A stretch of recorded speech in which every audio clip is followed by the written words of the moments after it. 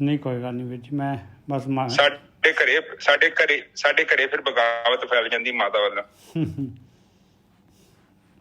ਬਸ ਆਪਾਂ ਝੂਠਾ ਹੀ ਦੇ ਜਾਂਦਾ। ਅੱਜ ਨੈਟ ਤੁਹਾਡਾ ਸਹੀ ਹੋ ਗਿਆ? ਨੈਟ ਤਾਂ ਜੀ ਇੱਥੇ ਨਹੀਂ ਫਿਰ ਕਥਾ ਲੰਮੀ ਹੋਈ ਨਾ ਮਾਤਾ। ਇੰਡੀਆ 'ਚ ਤਾਂ ਨੈਟ ਦੀ ਤਾਂ ਹੈ ਨਹੀਂ ਕਿ ਕੁਛ ਇੰਨੀ ਜ਼ਿਆਦਾ ਵਧੀਆ ਹੈ ਨਹੀਂ ਉੱਥੇ ਨਹੀਂ ਸਿਮ ਚੇਂਜ ਕਰ ਲੈਣੀ ਸੀ ਤੁਸੀਂ। ਨਹੀਂ ਸਿਮ ਤਾਂ ਮੈਂ 2-3 ਲੈ ਲਈਆਂ ਜੀ, ਦੋਸਤੀਆਂ 3 ਸਿਮਾਂ ਜੀਓ ਦੀਆਂ ਲੈ ਲਈਆਂ ਉਹ ਕਰ। ਪਰ ਜਿਹੜਾ ਹੈਗਾ ਮੇਨ ਫੋਨ ਜਿਹੜਾ ਹੈ ਨਾ ਉਹ ਮੇਰਾ BSNL ਹੈ, ਕਿਉਂਕਿ ਮੈਂ BSNL ਦੇ 40 ਸਾਲ ਤੱਕ ਜੌਬ ਕੀਤੀ ਹੈ ਅਤੇ ਉਹ ਚੇਂਜ ਕਰਨ ਨੂੰ ਮੇਰਾ ਜੀਅ ਨਹੀਂ ਕਰਦਾ। ਅੱਛਾ ਅੱਛਾ ਅੱਛਾ ਅੱਛਾ ਅੱਛਾ ਕੋਈ ਨਹੀਂ, ਹੌਟਸਪੌਟ ਬਣਾ ਲਿਆ ਕਰੋ ਨਾ ਨਵੀਂ ਸਿਮ ਦਾ। ਬਣਾ ਲਿਆ ਉਹੀ ਕਰ ਮਾਤਾ ਤੇਰਾ ਅੰਬਰਸਰ 'ਚ ਬੈਠੀ ਉਹ ਏਰੀਆ ਟੂ ਏਰੀਆ ਵੈਰੀ ਕਰਦਾ ਨਾ। ਕੋਈ ਗੱਲ ਨਹੀਂ ਦੱਸੋ, ਸ਼ੁਰੂ ਕਰੋ ਪਲੀਜ਼। ਅੱਜ ਆਪਾਂ ਵਾਹਿਗੁਰੂ ਜੀ ਕਾ ਖਾਲਸਾ ਵਾਹਿਗੁਰੂ ਜੀ ਕੀ ਫਤਿਹ। ਵਾਹਿਗੁਰੂ ਜੀ ਕਾ ਖਾਲਸਾ ਵਾਹਿਗੁਰੂ ਜੀ ਕੀ ਫਤਿਹ। ਅੱਜ ਆਪਾਂ 516 ਅੰਗ ਤੋਂ ਗਿਆਨ ਸ਼ੁਰੂ ਕਰ ਰਹੇ ਹਾਂ ਜੀ।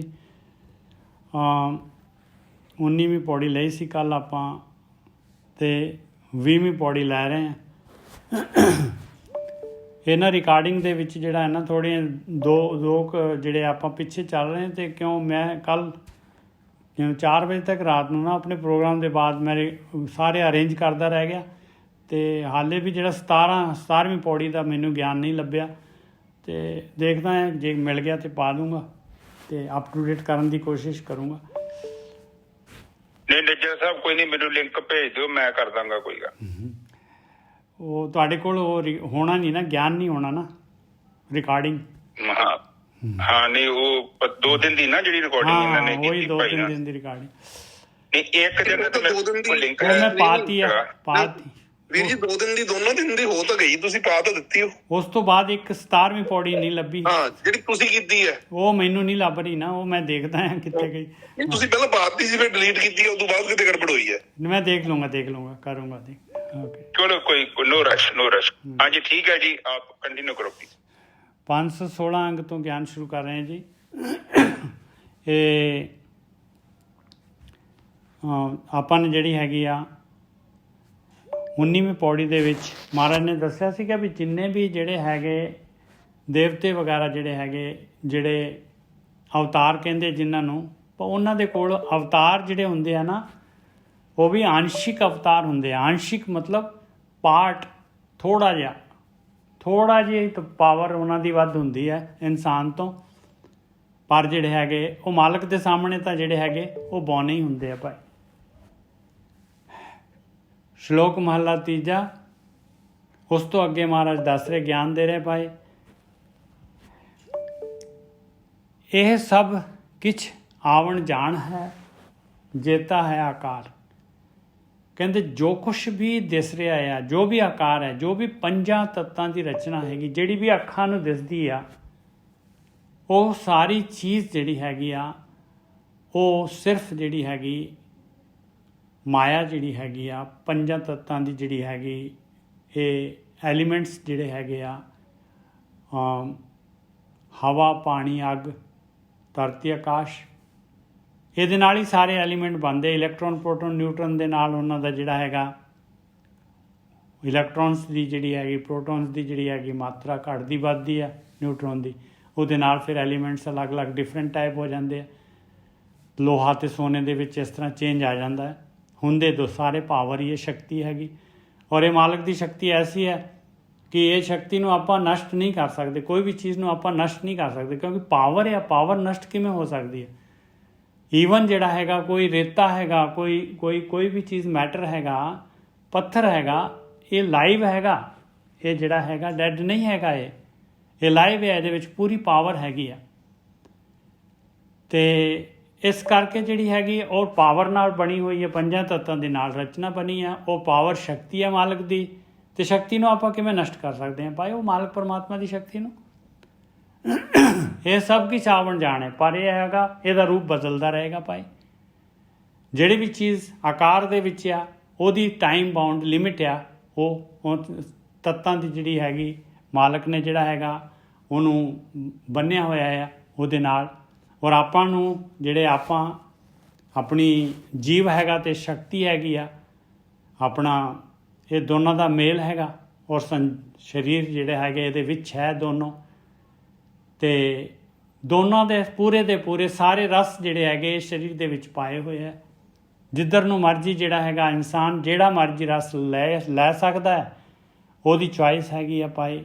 ਜੇ ਸ਼ਿਵ ਦਾ ਰਸ ਲੈਣਾ ਹੈ, ਪਰਮੇਸ਼ਰ ਦਾ ਮਾਲਕ ਦਾ ਨਾਮ ਦਾ ਰਸ ਲੈਣਾ ਹੈ, ਅਤੇ ਉਹਦੇ ਵਾਸਤੇ ਜਿਹੜਾ ਹੈਗਾ ਆਪਾਂ ਨੂੰ ਆਪਣੀਆਂ ਜਿਹੜੀਆਂ ਹੈਗੀਆਂ ਖੇਤ ਦੀਆਂ ਜਿਹੜੀਆਂ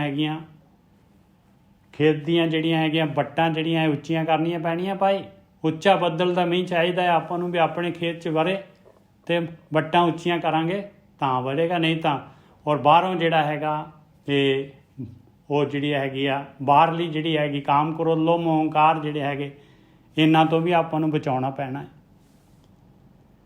ਇਹ ਸਭ ਕੁਛ ਆਵਣ ਜਾਣ ਹੈ, ਜੇਤਾ ਹੈ ਆਕਾਰ। ਜੋ ਕੁਛ ਵੀ ਆਕਾਰ ਹੈ ਇਹ ਚੀਜ਼ ਜਿਹੜੀ ਹੈਗੀ ਟਾਈਮ ਬਾਉਂਡ ਹੈ, ਪਰਮਾਨੈਂਟ ਨਹੀਂ ਹੈਗੀ, ਸਦਾ ਰਹਿਣ ਵਾਲੀ ਨਹੀਂ ਹੈਗੀ। ਜਿਹਨੇ ਲੇਖਾ ਲਿਖਿਆ ਸੋ ਹੋਆ ਪ੍ਰਵਾਨ। ਜਿਹਨੇ ਲੇਖਾ ਲਿਖਿਆ ਸੋ ਹੋਆ ਪ੍ਰਵਾਨ। ਇਹ ਲੇਖਾ ਪਰਮਾਤਮਾ ਲਿਖਿਆ, ਇਵੇਂ ਦੀ ਤਾਂ ਨਹੀਂ ਕਹਿ ਰਹੀ ਬਾਣੀ, ਕਹਿ ਰਹੀ ਜਿਸ ਨੇ ਵੀ ਆਹ ਗੱਲ ਜਿਹੜੀ ਹੈਗੀ ਆਪਣੇ ਹਿਰਦੇ ਦੇ ਉੱਤੇ ਲਿਖ ਲਈ ਬਈ ਦੁਨੀਆ ਜੋ ਕੁਛ ਵੀ ਹੈ ਸੰਸਾਰ ਦੇ ਅੰਦਰ ਜੋ ਕੁਛ ਵੀ ਜਿਹੜੇ ਵੀ ਸਵਾਦ ਰਸਕਸ ਜਿਹੜੇ ਪਏ ਹੋਏ ਆ ਇਹ ਸਾਰੇ ਦੇ ਸਾਰੇ ਜਿਹੜੇ ਹੈਗੇ ਆ ਇਹ ਟੈਂਪਰੇਰੀ ਹੈਗੇ ਭਾਈ। ਜਿਸ ਨੇ ਇਹ ਗੱਲ ਬੁੱਝ ਲਈ ਉਹ ਪ੍ਰਵਾਨ ਹੋ ਜਾਏਗਾ। ਉਹ ਸੰਸਾਰ ਦੇ ਨਾਲ ਜਿਹੜਾ ਹੈਗਾ ਸਵਾਦਾਂ ਦੇ ਨਾਲ ਆਕਾਰ ਦੇ ਨਾਲ ਜਿਹੜਾ ਹੈਗਾ ਆਪਣਾ ਸਮਾਂ ਨਹੀਂ ਬਰਬਾਦ ਕਰੇਗਾ। ਆਹ ਲੇਖਾ ਲਿਖਣਾ ਹੈ ਆਪਾਂ ਨੇ। ਆਹ ਲੇਖਾ ਲਿਖਣਾ ਕੀ ਆ? ਇਹ ਆਪਣੇ ਮਨ ਦੇ ਵਿੱਚ ਧਾਰਨਾ ਹੈਗਾ, ਮਨ ਦੇ ਵਿੱਚ ਬਿਠਾਉਣਾ ਹੈ, ਹਿਰਦੇ ਦੇ ਵਿੱਚ ਆਹ ਚੀਜ਼ ਵਸ ਜਾਣੀ ਚਾਹੀਦੀ ਹੈ। ਨਾਨਕ ਜੇ ਕੋ ਆਪ ਗਣਾਇਂਦਾ ਸੋ ਮੂਰਖ ਗਵਾਰ। ਕਹਿੰਦੇ ਜਿਹੜਾ ਵੀ ਇਨਸਾਨ ਨਹੀਂ ਇਹ ਗੱਲ ਸਮਝਦਾ, ਆਪਣੇ ਆਪ ਨੂੰ ਜਿਹੜਾ ਸਮਝਦਾ ਹੈ ਵੀ ਮੈਂ ਕੁਛ ਹੈਗਾ ਆ, ਆਪਣੇ ਆਪ ਨੂੰ ਆ ਸਰੀਰ ਨੂੰ ਜਿਹੜਾ ਹੈਗਾ ਸਮਝਦਾ ਹੈ ਮੈਂ ਜਿਹੜਾ ਹੈਗਾ ਬਸ ਉਹ ਮੋਹ ਅਤੇ ਮਮਤਾ ਦੇ ਨਾਲ, ਕਹਿੰਦੇ ਉਹ ਤਾਂ ਭਾਈ ਉਹ ਜਿਹੜਾ ਝੂਠ ਦੇ ਨਾਲ ਲੱਗ ਗਿਆ ਔਰ ਉਹਨੂੰ ਜਿਹੜਾ ਹੈਗਾ ਗਿਆਨ ਨਹੀਂ ਹੈਗਾ ਭਾਈ, ਅਗਿਆਨੀ ਹੈਗਾ, ਗਵਾਰ ਹੈਗਾ, ਮੂਰਖ ਹੈਗਾ। ਹਾਂਜੀ ਵੀਰ ਜੀ। ਹਾਂਜੀ ਠੀਕ ਹੈ। ਸਾਧ ਸੰਗਤ ਜੀ ਵੇਖੋ ਉਹ ਕੀ ਕਹਿ ਰਹੇ ਨੇ। ਪਹਿਲਾਂ ਤੇ ਉਹ ਇਹ ਸਮਝਾ ਰਹੇ ਸੀ, ਕੱਲ ਦੀ ਗੱਲ ਚੱਲੀ ਸੀ ਕਿ ਜਿਹੜਾ ਜੀਵਨ ਆ ਉਹਨੂੰ ਆਪਾਂ ਕਿੱਦਾਂ ਬਤੀਤ ਕਰਨਾ ਹੈ ਨਾ। ਸਭ ਤੋਂ ਪਹਿਲਾਂ ਤੇ ਇਹ ਗੱਲ ਸੀ ਕਿ ਭੈ ਦੇ ਵਿੱਚ ਆਪਾਂ ਜੀਵਨ ਬਤੀਤ ਕਰਨਾ। ਭੈ ਦਾ ਮਤਲਬ ਉਸ ਪਰਮਾਤਮਾ ਦੀ ਹੋਂਦ ਨੂੰ ਸਵੀਕਾਰ ਕਰੀਏ, ਫਿਰ ਉਹਨੂੰ ਇਹ ਮਹਿਸੂਸ ਕਰੀਏ ਕਿ ਉਹ ਪਰਮ ਸ਼ਕਤੀ ਹੈਗੀ ਹੈ ਜਿਹੜੀ ਇਸ ਸ੍ਰਿਸ਼ਟੀ ਨੂੰ ਚਲਾ ਰਹੀ ਹੈ। ਭੈ ਦਾ ਮਤਲਬ ਇੰਨਾ ਬਸ। ਇਨਸਾਨ ਮੰਨਦਾ ਨਹੀਂ ਹੈ ਰੱਬ ਹੈਗਾ। ਇਹ ਸਭ ਜਿਹੜੇ ਗੁਰਦੁਆਰੇ ਮੰਦਿਰਾਂ 'ਚ ਤੁਰੇ ਫਿਰਦੇ ਨਾ, ਇਹ ਜਸਟ ਤਾਮਸਿਕ ਲੋਕ ਹੁੰਦੇ ਨੇ। ਇਹਨਾਂ ਦੀਆਂ ਡਿਮਾਂਡਾਂ ਹੁੰਦੀਆਂ ਨੇ। ਕੋਈ ਕਹਿੰਦਾ ਮੇਰੀ ਲੱਤ ਸਹੀ ਕਰ ਦਿਓ, ਕੋਈ ਕਹਿੰਦਾ ਮੇਰਾ ਗਿੱਟਾ ਸਹੀ ਕਰ ਦਿਓ, ਕੋਈ ਕਹਿੰਦਾ ਮੇਰੀ ਅੱਖ ਸਹੀ ਕਰੋ, ਕੋਈ ਕਹਿੰਦਾ ਮੈਨੂੰ ਮੁੰਡਾ ਚਾਹੀਦਾ, ਕੋਈ ਕਹਿੰਦਾ ਮੈਨੂੰ ਕੁੜੀ ਚਾਹੀਦੀ ਹੈ, ਫਿਰ ਕਹਿੰਦਾ ਮੇਰੇ ਮੁੰਡੇ ਵਾਸਤੇ ਕੁੜੀ ਚਾਹੀਦੀ ਹੈ ਵਿਆਹਣ ਵਾਸਤੇ, ਫਿਰ ਕੁੜੀ ਵਾਲੇ ਕਹਿੰਦੇ ਕਿ ਮੈਨੂੰ ਮੁੰਡਾ ਚਾਹੀਦਾ, ਜਵਾਈ ਚਾਹੀਦਾ। ਸੋ ਫਿਰ ਜਵਾਈ ਵੀ ਮਿਲ ਜੂ, ਫਿਰ ਉਹਨੂੰ ਨੌਕਰੀ ਦੇ ਦਿਓ, ਫਿਰ ਮੈਨੂੰ ਘਰ ਦੇ ਦਿਓ, ਛੋਟਾ ਘਰ ਵੱਡਾ ਘਰ ਕਰ ਦਿਓ, ਕਾਰ ਛੋਟੀ ਵੱਡੀ ਕਰ ਦਿਓ। ਇਹ ਸਭ ਲੋਕ ਉਹ ਨੇ ਡਿਮਾਂਡ। ਉੱਥੇ 20 ਰੁਪਏ ਦਾ ਪ੍ਰਸ਼ਾਦ ਚੜਾਉਣਗੇ, 20 ਲੱਖ ਦੀ ਡਿਮਾਂਡ ਕਰ ਦੇਣਗੇ। ਇਹ ਲੋਕ ਏਦਾਂ ਦੇ ਨੇ। ਠੀਕ ਹੈ, ਬਿਲਕੁਲ। ਇਹ ਲੋਕ, ਇਹਨਾਂ ਦਾ ਜੀਵਨ ਤੁਸੀਂ ਵੇਖੋਗੇ, ਇਹਨਾਂ ਦਾ ਜੀਵਨ ਬਿਲਕੁਲ ਵਿਪਰੀਤ ਹੁੰਦਾ ਹੈ। ਗੁਰੂ ਨਾਨਕ ਪਾਤਸ਼ਾਹ ਨੇ ਇਸ ਗੱਲ ਦਾ ਬੜੀ ਉੱਚੇ ਲੈਵਲ ਤੇ ਉਦੋਂ ਸਾਨੂੰ ਸਮਝਾਉਣ ਦੀ ਕੋਸ਼ਿਸ਼ ਕੀਤੀ ਗਿਆਨ ਦੇ ਰਾਹੀਂ ਕਿ ਜਿਹੜਾ ਪੰਡਤ ਤੂੰ ਜੋ ਸਰੀਰ ਦੇ ਰੂਪ ਚ ਧਾਰ ਕੇ ਬੈਠਾ ਹੈ, ਇਹ ਤੇਰਾ ਜੀਵਨ ਤੇ ਬਿਲਕੁਲ ਵਿਪਰੀਤ ਆ। ਕਿਉਂਕਿ ਇਹ ਤੂੰ ਜੋ ਦਿਖਾ ਰਿਹਾ ਸਾਨੂੰ ਉਹ ਤੇ ਬਿਲਕੁਲ ਨਹੀਂ ਤੂੰ ਹੈਗਾ। ਕਿਉਂਕਿ ਰੋਲ ਮਾਡਲ ਹੀ ਨਹੀਂ। ਹੁਣ ਜਿੱਦਾਂ ਤੁਸੀਂ ਹੁਣ ਘਰ ਚ ਬੈਠੇ ਜੋ, ਹੁਣ ਤੁਸੀਂ ਬੱਚਿਆਂ ਨੂੰ ਕਹਿ ਰਹੇ ਜੋ ਕਿ ਪੁੱਤ ਏਦਾਂ ਕਰੋ ਕਿ ਜੁੱਤੀ ਨਾ ਔਰ ਡਰੋ ਦੇ ਵਿੱਚ ਰੱਖਣੀ ਹੈ। ਆਪਣੇ ਕੱਪੜੇ ਪੁੱਤ ਇਹ ਕੀ ਕਰਨੇ ਆ ਕਿ ਇੱਕ ਸਾਈਡ ਤੇ ਰੱਖਣੇ ਨੇ, ਇੱਕ ਨਹਾ ਕੇ ਜਿਹੜਾ ਤੁਹਾਡਾ ਅੰਡਰਵੀਅਰ ਹੈ ਜਾਂ ਟਾਵਲ ਆ ਉਹਨੂੰ ਤੁਸੀਂ ਇੱਕ ਪ੍ਰੋਪਰ ਜਗ੍ਹਾ ਲੱਭੋ, ਉੱਥੇ ਸਟੋਰ ਕਰਨਾ ਯੂਜ਼ ਕਰਨ ਤੋਂ ਬਾਅਦ। ਹੁਣ ਜਿਹੜਾ ਬੰਦਾ ਖੁਦ ਨਹੀਂ ਕਰ ਰਿਹਾ, ਪਿਓ ਨਹੀਂ ਕਰ ਰਿਹਾ, ਮਾਂ ਨਹੀਂ ਕਰ ਰਹੀ, ਇੱਕ ਝੂਠ ਨਹੀਂ ਛੱਡਣੀ। ਹੁਣ ਤੁਸੀਂ ਬੱਚੇ ਨੂੰ ਕਹਿ ਤੇ ਦਿੱਤੀ ਕਿ ਪੁੱਤ ਝੂਠ ਨਹੀਂ ਛੱਡਣੀ, ਠੀਕ ਆ, ਉਹ ਵੀ ਕਹਿੰਦਾ ਪਾਪਾ ਨਹੀਂ ਛੱਡਦਾ, ਪਰ ਤੁਸੀਂ ਥਾਲੀ ਵਿੱਚ ਝੂਠ ਛੱਡੀ। ਮੈਂ ਐਸੇ ਬੰਦੇ ਵੇਖੇ ਦੁੱਧ ਵੀ ਛੱਡ ਦਿੰਦੇ ਨੇ। ਜਿਸ ਸਾਹਿਬ ਮੈਂ ਉਹਨਾਂ ਨੂੰ ਖੁਦ ਕਹਿੰਦਾ ਕਿ ਦੁੱਧ ਚ ਤੇ ਪੱਤੀ ਨਹੀਂ ਹੈਗੀ ਭਾਈ, ਇਹ ਕਿਉਂ ਛੱਡਤਾ ਹੀ? ਉਹ ਕਹਿੰਦੇ ਨਹੀਂ ਰਿਵਾਜ ਹੈਗਾ। ਮੈਂ ਇਹ ਤੇ ਗੁਰਖ ਹੈਗਾ, ਇਹ ਦੁੱਧ ਪਤਾ ਕਿੱਥੋਂ ਆਇਆ? ਇਹ ਤੇ ਗੁਰਖ ਅੰਨ ਦੇਵਤਾ ਹੈ, ਤੂੰ ਓਦਾਂ ਹੀ ਛੱਡਤਾ।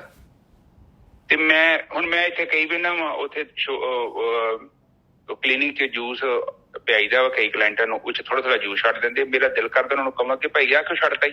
ਇਹ ਤੇ ਜੂਸ, ਇਹ ਤੇ ਦੇਵਤਾ ਹੈਗਾ, ਅੰਨ ਭਗਵਾਨ ਹੈ, ਤੇ ਤੂੰ ਇਹਨੂੰ ਏਦਾਂ ਹੀ ਛੱਡਤਾ ਹੀ। ਸੋ ਕਹਿਣ ਤੋਂ ਭਾਵ ਹੈ ਕਿ ਜਦੋਂ ਮਾਂ ਬਾਪ ਹੀ ਨਹੀਂ ਫੋਲੋ ਕਰ ਰਹੇ ਤੇ ਬੱਚੇ ਨੇ ਕੀ ਫੋਲੋ ਕਰਨਾ। ਇਸ ਕਰਕੇ ਜਦੋਂ ਬਾਣੀ ਕਹਿੰਦੀ ਆ ਅਵਰ ਉਪਦੇਸ਼ੇ ਆਪ ਨਾ ਕਰੇ, ਬਾਣੀ ਚ ਚੀਜ਼ ਨੂੰ ਮਨਾ ਕੀਤਾ ਹੈ ਕਿ ਤੂੰ ਦੂਜਿਆਂ ਨੂੰ ਉਪਦੇਸ਼ ਤਾਂ ਕਰ ਜੇ ਤੂੰ ਖੁਦ ਕਰਦਾ ਹੈ। ਆਪਾਂ ਜੋ ਕੰਮ ਕਰਦੇ ਆ ਤੇ ਆਪਾਂ ਸੋਚਦੇ ਆ ਕਿ ਬੱਚੇ ਉਹ ਨਾ ਕਰਨ, ਇਹ ਤੇ ਝੂਠ ਆ। ਉਹ ਫਿਰ ਕਰਨਗੇ ਪਰ ਤੁਹਾਡੇ ਪਿੱਛੇ ਕਰਨਗੇ, ਤੁਸੀਂ ਦੌਕਾ ਦੂਕਾ ਮਾਰੋਗੇ, ਤੁਹਾਡੇ ਸਾਹਮਣੇ ਨਹੀਂ ਕਰਨਾ ਉਹਨਾਂ ਨੇ, ਪਰ ਕਰਨਾ ਜ਼ਰੂਰੀ ਹੈ। ਇਹ ਗੱਲ ਹੋ ਗਈ। ਕੱਲ ਦੀ ਆਤਮਾ ਦਾ ਅੰਤਰ ਪ੍ਰਕਾਸ਼ ਹੋਣਾ ਬੜਾ ਜ਼ਰੂਰੀ ਹੈ। ਜਦ ਤੱਕ ਤੁਹਾਡੇ ਅੰਦਰ ਆਤਮਾ ਦਾ ਪ੍ਰਕਾਸ਼ ਨਹੀਂ ਹੋਵੇਗਾ, ਤੁਹਾਨੂੰ ਸੰਸਾਰ ਦਾ ਕੁਝ ਵੀ ਨਹੀਂ ਪਤਾ ਲੱਗੇਗਾ। ਤੁਹਾਡਾ ਚਿੱਤ ਨਾ ਤੇ ਸ਼ਾਂਤ ਹੋਣਾ, ਨਾ ਤੁਹਾਡੇ ਮਨ ਨੇ ਨਿਰਮਲ ਹੋਣਾ ਹੈ। ਕਿਉਂਕਿ ਇਹ ਸਾਰਾ ਇਹ ਜਿਹੜਾ ਮਨ ਹੈ ਨਾ, ਮਨ ਕਿਉਂ ਭੁੜਕ ਰਿਹਾ, ਅੱਖਾਂ ਕਿਉਂ ਚੱਲ ਰਿਹਾ, ਮਗਰੋਂ ਬੱਤੀ ਆ ਰਹੀ ਹੈ, ਤਾਂਹੀਓ ਜਰਾ ਘੁੰਮ ਰਿਹਾ। ਬਿਲਕੁਲ ਚਿੱਤ ਚੋਂ ਉਹ ਸੰਸਕਾਰ ਪ੍ਰਗਟ ਹੋ ਰਹੇ ਤੁਹਾਡੇ ਕਾਰਨ ਸਰੀਰ ਦੇ, ਜੋ ਤੁਸੀਂ ਮਸਾਲਾ ਇਕੱਠਾ ਕੀਤਾ ਨਿਜਾ ਸਾਹਿਬ, ਬਿਲਕੁਲ ਉਹੀ ਵਿਚਾਰ ਆਉਂਦੇ। ਹੁਣ ਤੁਸੀਂ ਕਿਹੜੀ ਸਬਜ਼ੀ ਬਣਾਉਂਦੇ ਜੋ? ਜਿਹੜੀ ਸਬਜ਼ੀ ਤੁਸੀਂ ਫ੍ਰਿਜ ਦੇ ਵਿੱਚ ਲਿਆ ਕੇ ਸਟੋਰ ਕੀਤੀ ਹੈ, ਚਾਹੇ ਭਿੰਡੀ ਹੈ, ਚਾਹੇ ਤੁਸੀਂ ਮੂਲੀਆਂ ਲੈਂਦੀਆਂ ਨੇ, ਗੋਭੀ ਲੈਂਦੀ ਹੈ, ਬਤਾਊ ਲੈਂਦੇ ਨੇ, ਇਸੇ ਤਰ੍ਹਾਂ ਜੋ ਤੁਸੀਂ ਕਾਰਨ ਸਰੀਰ ਚ ਇਕੱਠਾ ਕੀਤਾ, ਕਾਮ, ਕ੍ਰੋਧ, ਲੋਭ, ਮੋਹ, ਹੰਕਾਰ, ਮਨ ਵਿਚਾਰਾ, ਉਹਨਾਂ ਦੀ ਸਬਜ਼ੀ ਬਣਾਓ। ਬਿਲਕੁਲ। ਤੇ ਇਸ ਕਰਕੇ ਮਨ ਉਸੇ ਚੀਜ਼ ਨੂੰ ਲੈ ਕੇ ਚੱਲ ਰਿਹਾ, ਕੈਰੀ ਔਨ ਕਰਦਾ। ਤੇ ਇੱਥੇ ਆਪਾਂ ਇੱਕ ਚੀਜ਼ ਨੂੰ ਸਮਝੀਏ ਕਿ ਭੈ ਨੂੰ ਰੱਖੀਏ ਮਨ ਦੇ ਅੰਦਰ, ਉਸ ਪਰਮਾਤਮਾ ਦੀ ਹੋਂਦ ਨੂੰ ਸਵੀਕਾਰ ਕਰੀਏ। ਫਿਰ ਆਹ ਦੇਖੋ ਅੱਜ ਉਹਨਾਂ ਨੇ ਫਿਰ ਆਪਾਂ ਨੂੰ ਕੀ ਸਮਝਾਇਆ ਹੈ, ਆਪਾਂ ਅੱਜ ਦੇਖਦੇ ਹਾਂ ਬਾਣੀ ਦੇ ਵਿੱਚ। ਹੁਣ ਨਿੱਜਰ ਸਾਹਿਬ ਇਹ ਪਹਿਲੀ ਤੋਂ ਫਿਰ ਮੈਨੂੰ ਸਮਝਾ ਦਿਓ, ਇਹ ਸਭ ਕੁਛ ਆਵਣ ਜਾਣ ਹੈ। ਕਹਿੰਦੇ ਜੋ ਕੁਛ ਵੀ ਤੈਨੂੰ ਦਿਸ ਰਿਹਾ ਹੈ ਨਾ, ਜੋ ਤੈਨੂੰ ਦਿਸ ਰਿਹਾ ਹੈ, ਜੋ ਤੈਨੂੰ ਟੱਚ ਕਰ ਰਿਹਾ, ਜੋ ਤੈਨੂੰ ਜਿਹਨੂੰ ਵੀ ਦੇਖ ਰਿਹਾ ਆ, ਉਹ ਸਾਰਾ ਕੁਛ ਆਉਣ ਜਾਣ ਵਾਲਾ ਹੈ। ਇਹ ਪਰਮਾਨੈਂਟ ਨਹੀਂ ਹੈ। ਜੇਤਾ ਹੈ ਆਕਾਰ ਦੇ ਵਿੱਚ ਜੋ ਤੈਨੂੰ ਨਜ਼ਰ ਆ ਰਿਹਾ ਪਿਆਰਿਆ, ਉਹ ਸਾਰਾ ਕੁਛ ਆਉਣ ਜਾਣ ਵਾਲਾ ਹੈ। ਇਹ ਸੱਚ ਨਹੀਂ ਹੈਗਾ। ਇਹਦੇ ਨਾਲ ਜੁੜੇਗਾ ਤੇ ਜ਼ਰੂਰ ਤੂੰ ਦੁਖੀ ਹੋਏਗਾ। ਹਾਂਜੀ ਬਿਲਕੁਲ ਸਹੀ ਹੈ ਜੀ। ਦੇਖੋ ਜਿਨੇ ਇਹ ਲੇਖਾ ਲਿਖਿਆ ਸੋ ਹੋਆ ਪ੍ਰਵਾਨ। ਜਿਸ ਨੇ ਇਹ ਗੱਲ ਆਪਣੇ ਮਨ ਦੇ ਵਿੱਚ ਲਿਖ ਲਈ, ਜਾਂ ਜਿਹਨੇ ਆਹ ਗੱਲ ਜਿਹੜੀ ਹੈਗੀ ਆ ਆਪਣੇ ਆਪ ਨੂੰ ਕਨਵਿੰਸ ਕਰ ਲਿਆ, ਬਾਣੀ ਨੇ ਕਨਵਿੰਸ ਕਰਨਾ ਹੈ ਆਪਾਂ ਨੂੰ, ਤੇ ਉਹ ਭਗਤੀ ਕਰਨ ਲੱਗ ਪਏਗਾ ਭਾਈ, ਉਹ ਪ੍ਰਵਾਨ ਹੋ ਜਾਏਗਾ। ਕਿਉਂਕਿ ਜੇ ਆਕਾਰ ਦੇ ਨਾਲ ਜਿਹਨੇ ਚਿੱਤ ਨਹੀਂ ਲਾਇਆ, ਤੇ ਫਿਰ ਚਿੱਤ ਤਾਂ ਉਹਦਾ ਨਿਰੰਕਾਰ ਦੇ ਨਾਲ ਹੀ ਲੱਗਣਾ ਹੈ, ਆਟੋਮੈਟਿਕਲੀ ਲੱਗ ਗਿਆ ਚਿੱਤ। ਤਾਂ ਖਾਲੀ ਆਕਾਰ ਤੋਂ ਹਟਾਓ ਤੇ ਨਿਰਾਕਾਰ ਨਾਲ ਤਾਂ ਲੱਗ ਹੀ ਜਾਂਦਾ। ਹਾਂਜੀ ਵੀਰ ਜੀ।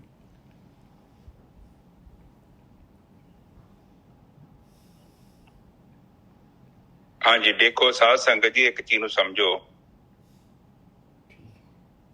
ਸਭ ਤੋਂ ਪਹਿਲਾਂ ਜਿਹੜੀ ਬਾਣੀ ਕੀ ਕਹਿ ਰਹੀ ਆ ਕਿ ਮੈਂ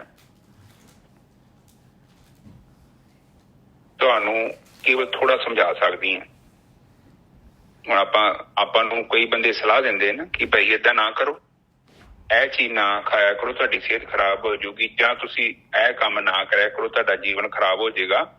ਉਹ ਤੇ ਕਹਿ ਕੇ ਚੱਲ ਗਿਆ। ਉਹ ਕਹਿ ਸਕਦਾ ਹੈ, ਮੰਨਣਾ ਕਿ ਨਹੀਂ ਮੰਨਣਾ ਇਹ ਫੈਸਲਾ ਸਾਡਾ ਹੈ। ਇਹ ਬਹੁਤ ਇੰਪੋਰਟੈਂਟ ਚੀਜ਼ ਹੈ। ਦੇਖੋ ਹਰ ਚੀਜ਼ ਹੈ, ਤੁਸੀਂ ਬੱਚੇ ਨੂੰ ਕਹਿੰਦੇ ਜੋ ਕਿ ਪੁੱਤ ਪੜ੍ਹਿਆ ਕਰੋ, ਪੜ੍ਹਾਈ ਕਰੋ, ਪੁੱਤ ਆਪਣੇ ਜੀਵਨ ਨੂੰ ਦੇਖੋ, ਕਿਉਂਕਿ ਹੁਣ ਜੇ ਤੁਸੀਂ 2-4 ਸਾਲ ਪੜ੍ਹ ਲੈਂਦੇ ਜੇ, ਤੇ ਆਉਣ ਵਾਲਾ ਤੁਹਾਡਾ ਜਿਹੜਾ ਰੈਸਟ ਆਫ ਲਾਈਫ ਹੈ ਤੁਹਾਡੀ ਬੜੀ ਵਧੀਆ ਹੋ ਜਾਊ। ਉਹ ਮੰਨਣਾ ਕਿ ਨਹੀਂ ਮੰਨਣਾ ਨਿੱਜਾ ਸਾਹਿਬ ਉਹਦੇ ਬੱਚੇ ਤੇ ਡਿਪੈਂਡ ਹੈ ਨਾ। ਬਿਲਕੁਲ ਇਸੇ ਤਰ੍ਹਾਂ ਬਾਣੀ ਸਾਨੂੰ ਸਮਝਾ ਰਹੀ ਹੈ, ਮੰਨਣਾ ਕਿ ਨਹੀਂ ਮੰਨਣਾ ਇਹ ਤੁਹਾਡਾ ਆਪਣਾ ਪਰਸਨਲ ਫੈਸਲਾ ਹੈ। ਇਹ ਬਾਣੀ ਕੇਵਲ ਤੁਹਾਡੀ ਕਾਉਂਸਲਿੰਗ ਕਰਦੀ ਆ, ਹਰ ਦਿਨ ਸਾਨੂੰ ਸਮਝਾਉਂਦੀ ਆ ਕਿ ਆਹ ਕੰਮ ਨਾ ਕਰੋ, ਆਹ ਕੰਮ ਕਰੋ, ਇਹ ਕਰੋਗੇ ਤੇ ਤੁਹਾਨੂੰ ਇਹ ਮਿਲੇਗਾ, ਤੇ ਆਹ ਕਰੋਗੇ ਤੇ ਤੁਹਾਨੂੰ ਆਹ ਮਿਲੇਗਾ। ਹੁਣ ਉਹ ਕਹਿ ਰਹੇ ਨੇ ਕਿ ਜਿਹੜੀ ਚੀਜ਼ ਤੈਨੂੰ ਦੇਖਦੀ ਪਈ ਹੈ ਪਿੰਡ ਸਜਾਏ, ਜਿਹੜਾ ਤੇਰਾ ਸਰੂਪ ਦੇਖੋ, ਆਪਣਾ ਰੂਪ ਵੇਖੋ। ਜੇ ਤੁਸੀਂ ਜੰਮੇ ਏਦਾਂ ਦੇ ਥੋੜੀ ਸੀ ਨਾ, ਜਦੋਂ ਜੰਮੇ ਸੀ ਕੁਝ ਰੂਪ ਹੋਰ ਸੀ। ਫਿਰ ਜਿਵੇਂ ਜਿਵੇਂ ਨਿੱਜਾ ਸਭਾ ਵੱਡੇ ਹੋਏ, ਸਾਡਾ ਰੂਪ ਬਦਲੀ ਜਾ ਰਿਹਾ। ਬਿਲਕੁਲ ਇੱਕ ਸਮਾਂ ਆਉਣਾ ਹੈ ਤੁਹਾਡਾ ਸਰੀਰ ਦਾ ਰੂਪ ਇਹ ਖਤਮ ਹੋ ਜਾਣਾ। ਤੁਸੀਂ ਬਿਲਕੁਲ ਪਛਾਣ 'ਚ ਨਹੀਂ ਆਉਣਾ। ਇੰਨਾ ਸੋਹਣਾ ਸਰੀਰ ਆ, ਇੰਨੀਆਂ ਝੁਰੀਆਂ ਪੈ ਜਾਣੀਆਂ ਆ, ਬਸ ਦੇਖੋ ਬਿਲਕੁਲ ਇਹੋ ਜਿਹਾ ਹੋ ਜਾਣਾ। ਹਾਂ, ਲਿਮਟਿਡ ਤੁਹਾਡੇ ਕੋਲ ਪਾਵਰ ਹੋਣੀ ਹੈ, ਇੱਥੋਂ ਤੱਕ ਕਿ ਤੁਹਾਡੇ ਛੋਟੇ ਛੋਟੇ ਕੰਮ ਜਿਹੜੇ ਤੁਸੀਂ ਨਹੀਂ ਕਰ ਸਕਦੇ, ਜਿਹੜਾ ਉੱਡੇ ਫਿਰਦੇ ਜੋ ਨਾ, ਇਹ ਹੌਲੀ ਹੌਲੀ ਕਰਕੇ ਪ੍ਰਕਿਰਤੀ ਕੀ ਕਰਦੀ, ਜਿਹੜੀ ਸ਼ਕਤੀ ਸਾਨੂੰ ਦਿੰਦੀ ਹੈ ਫਿਰ ਖੋਹ ਲੈਂਦੀ ਹੈ। ਬਿਲਕੁਲ ਮਸ਼ੀਨ ਹੀ ਬੁੱਢੀ ਹੋ ਗਈ, ਭਾਵੇਂ ਤੁਸੀਂ ਬਦਾਮ ਖਾ ਲਓ, ਭਾਵੇਂ ਜੋ ਘਿਓ ਪੀ ਲਓ, ਤੁਹਾਡੇ ਸਰੀਰ ਨੇ ਪਹੁੰਚਾਉਣਾ ਹੀ ਨਹੀਂ। ਮਸ਼ੀਨ ਹੀ ਖਰਾਬ ਹੋ ਗਈ ਹੈ, ਬੁੱਢੀ ਹੋ ਗਈ। ਸੋ ਇਹ ਗੱਲਾਂ ਨੇ। ਫਿਰ ਬਾਣੀ ਇਹ ਕਹਿੰਦੀ ਹੈ ਕਿ ਜਿਹੜਾ ਆਕਾਰ ਹੈਗਾ ਇਹ ਬਦਲਣ ਵਾਲਾ ਹੈ, ਕਿਉਂਕਿ ਇਹ ਮਾਇਆ ਹੈ, ਇੱਥੇ ਸਸਟੇਨ ਕੁਛ ਨਹੀਂ ਹੈਗਾ। ਔਰ ਜਿੰਨੀ ਛੇਤੀ ਤੂੰ ਇਸ ਗੱਲ ਨੂੰ ਸਮਝ ਲੇਗਾ ਨਾ, ਉਨੀ ਛੇਤੀ ਤੂੰ ਸਿਆਣਾ ਹੋ ਜਾਏ। ਬਸ ਬਸ ਬਿਲਕੁਲ ਸਹੀ ਗੱਲ। ਕਿਉਂਕਿ ਤੂੰ ਸੋਚ ਰਿਹਾ ਕਿ ਸਭ ਕੁਝ ਪੱਕਾ ਹੈ, ਪਰ ਬਾਣੀ ਕਹਿੰਦੀ ਰਾਮ ਗਿਆ ਰਾਵਣ ਗਿਆ ਸਭ ਜਗ ਚੱਲਣਹਾਰ। ਇੱਥੇ ਲੋਕਾਂ ਦੇ ਮਹਿਲ ਵੇਖੋ, ਜਿਨ੍ਹਾਂ ਨੇ ਬਣਾਏ ਉਹ ਤੇ ਚੱਲ ਗਏ। ਉਹਨਾਂ ਸੋਚਿਆ ਕਿ ਸਾਡੇ ਬੱਚੇ ਰਹਿਣਗੇ ਇੱਥੇ, ਉਹਨਾਂ ਦੇ ਬੱਚੇ ਪਤਾ ਨਹੀਂ ਕਿੱਥੇ ਚੱਲ ਗਏ। ਬਿਲਕੁਲ ਇਹ ਸੰਸਾਰ ਹੈ, ਉਹ ਪਤਾ ਨਹੀਂ ਕਿੱਥੇ ਚੱਲ ਗਏ ਬੱਚੇ। ਹੁਣ ਵੇਖੋ ਇਹਨਾਂ ਦੇ ਬੱਚਿਆਂ ਦੇ ਨਾਂ ਤੁਸੀਂ ਕਿਤਾਬਾਂ 'ਚ ਹੀ ਪੜ੍ਹੇ ਨੇ, ਪਰ ਮਹਾਰਾਜਾ ਰਣਜੀਤ ਸਿੰਘ ਦੀ ਅੰਸ਼ ਕਿੱਥੇ ਆ? ਕਿੱਧਰ ਗਏ ਉਹ? ਇੱਕ ਨਹੀਂ ਸੀ, ਪਤਾ ਨਹੀਂ ਕਿੰਨੀਆਂ ਰਾਣੀਆਂ, ਉਹਨਾਂ ਦਾ ਇੱਕ ਬੱਚੇ ਦਾ ਤਾਂ ਨਾਂ ਆਵੇਗੇ? ਬਿਲਕੁਲ ਕੋਈ ਵੀ ਨਹੀਂ ਹੈਗਾ। ਤੇ ਦੂਜਿਆਂ ਨੂੰ ਤਾਂ ਛੱਡ ਹੀ ਦੇਗੀ, ਉਹ ਚੱਲ ਦੂਰ ਸੀ, ਸਾਡੇ ਲਾਗੇ ਨਹੀਂ ਲੱਭੇ। ਤੇ ਇਸੇ ਤਰ੍ਹਾਂ ਅਸੀਂ ਵੀ ਇੱਕ ਦਿਨ ਇਸ ਸੰਸਾਰ ਤੋਂ ਚੱਲ ਜਾਣਾ। ਇਹ ਦੁਨੀਆ ਏਦਾਂ ਚੱਲੀ ਜਾਣੀ ਆ। ਅਸੀਂ ਸੋਚਦੇ ਹਾਂ ਪਤਾ ਨਹੀਂ ਇੱਥੇ ਕੀ ਥੰਮ ਲਾ ਕੇ ਬੈਠੇ, ਆਪਾਂ ਕੁਛ ਵੀ ਨਹੀਂ। We are just playing our small role. ਉਹੀ ਆ ਗੋਰਖੀ ਸਾਹਿਬ, ਜੇ ਪਹੀਏ ਦੇ ਉੱਤੇ ਜਿਵੇਂ ਮੱਖੀ ਬੈਠੀ ਹੋਈ ਆ, ਕਹਿੰਦੀ ਪਹੀਆ ਮੈਂ ਹੀ ਚਲਾ ਰਹੀ ਹਾਂ, ਬਸ ਉਹੀ ਆ ਆਪਾਂ। ਹਾਂ, ਮੈਂ ਤੇ ਵੇਖਿਆ ਉਹ ਜਹਾਜ਼ ਤੇ ਮੈਂ ਹੁੰਦਾ ਵਾ ਤੇ ਕੰਮ ਉਦੋਂ ਵੀ ਹੁੰਦਾ। ਮੈਂ ਜਹਾਜ਼ ਤੋਂ ਉਤਰ ਗਿਆ, ਪਤਾ ਨਹੀਂ ਕਿੰਨੇ ਜਹਾਜ਼ਾਂ 'ਚ ਮੈਂ ਕੰਮ ਕੀਤਾ, ਤੇ ਉਹ ਜਹਾਜ਼ ਵੀ ਚੱਲ ਰਹੇ ਨੇ, ਮੇਰੇ ਤੋਂ ਬਿਨਾਂ ਵੀ ਚੱਲ ਰਹੇ ਨੇ। ਇਹ ਚੀਜ਼ ਨੂੰ ਮੈਨੂੰ ਸਮਝਣਾ ਚਾਹੀਦਾ ਕਿ ਯੂ ਆਰ ਜਸਟ ਲਾਈਕ ਇੱਕ EMPLOYE। ਜੇ ਤੂੰ ਉੱਥੇ ਕੰਮ ਕਰਦਾ ਤਾਂ ਵੀ ਠੀਕ ਹੈ, ਜੇ ਤੂੰ ਸਾਈਡ ਤੇ ਵੀ ਹੋ ਜਾਏਗਾ ਤੇ ਜਹਾਜ਼ ਤੇਰੇ ਤੋਂ ਵਧੀਆ ਚੱਲੂਗਾ। ਬਿਲਕੁਲ। ਤੇ better people will be operate. ਅੱਜ 2-4 ਦਿਨਾਂ ਨੂੰ ਮੁਸ਼ਕਿਲ ਆਉਣੀ ਆ, 15 ਦਿਨਾਂ 'ਚ ਉਹਨਾਂ ਕੰਮ ਸਿੱਖ ਲੈਣਾ, ਉਹ ਚਲਾਉਣਗੇ ਜਹਾਜ਼ ਨੂੰ। ਇਸੇ ਤਰ੍ਹਾਂ ਜਿਹੜਾ ਆਪਾਂ ਚੁੱਕੇ ਬੈਠੇ ਨਾ ਟੋਕਰਾ ਸਿਰ ਤੇ ਲੋਡ ਦਾ, ਕਿ ਮੈਂ ਘਰ 'ਚ ਪਤਾ ਨਹੀਂ ਕੀ ਕਰ ਛੱਡਿਆ, ਇਹ ਟੋਕਰਾ ਥੋੜਾ ਜਿਹਾ ਸਾਈਡ ਤੇ ਰੱਖ ਦਈਏ, ਇਹ ਘਰ ਏਦਾਂ ਚੱਲੀ ਜਾਣਾ ਵਾ। ਬਿਲਕੁਲ ਸਹੀ ਹੈ ਜੀ। ਉਹਨਾਂ ਨੂੰ ਪਾਵਰਾਂ ਦਾ ਪਤਾ ਨਹੀਂ ਹੈ, ਕਿਉਂਕਿ ਹਜੇ ਤੁਸੀਂ ਉਹਨਾਂ ਨੂੰ ਫੈਸਿਲਿਟੀ ਪ੍ਰੋਵਾਈਡ ਕਰ ਰਹੇ ਜੋ।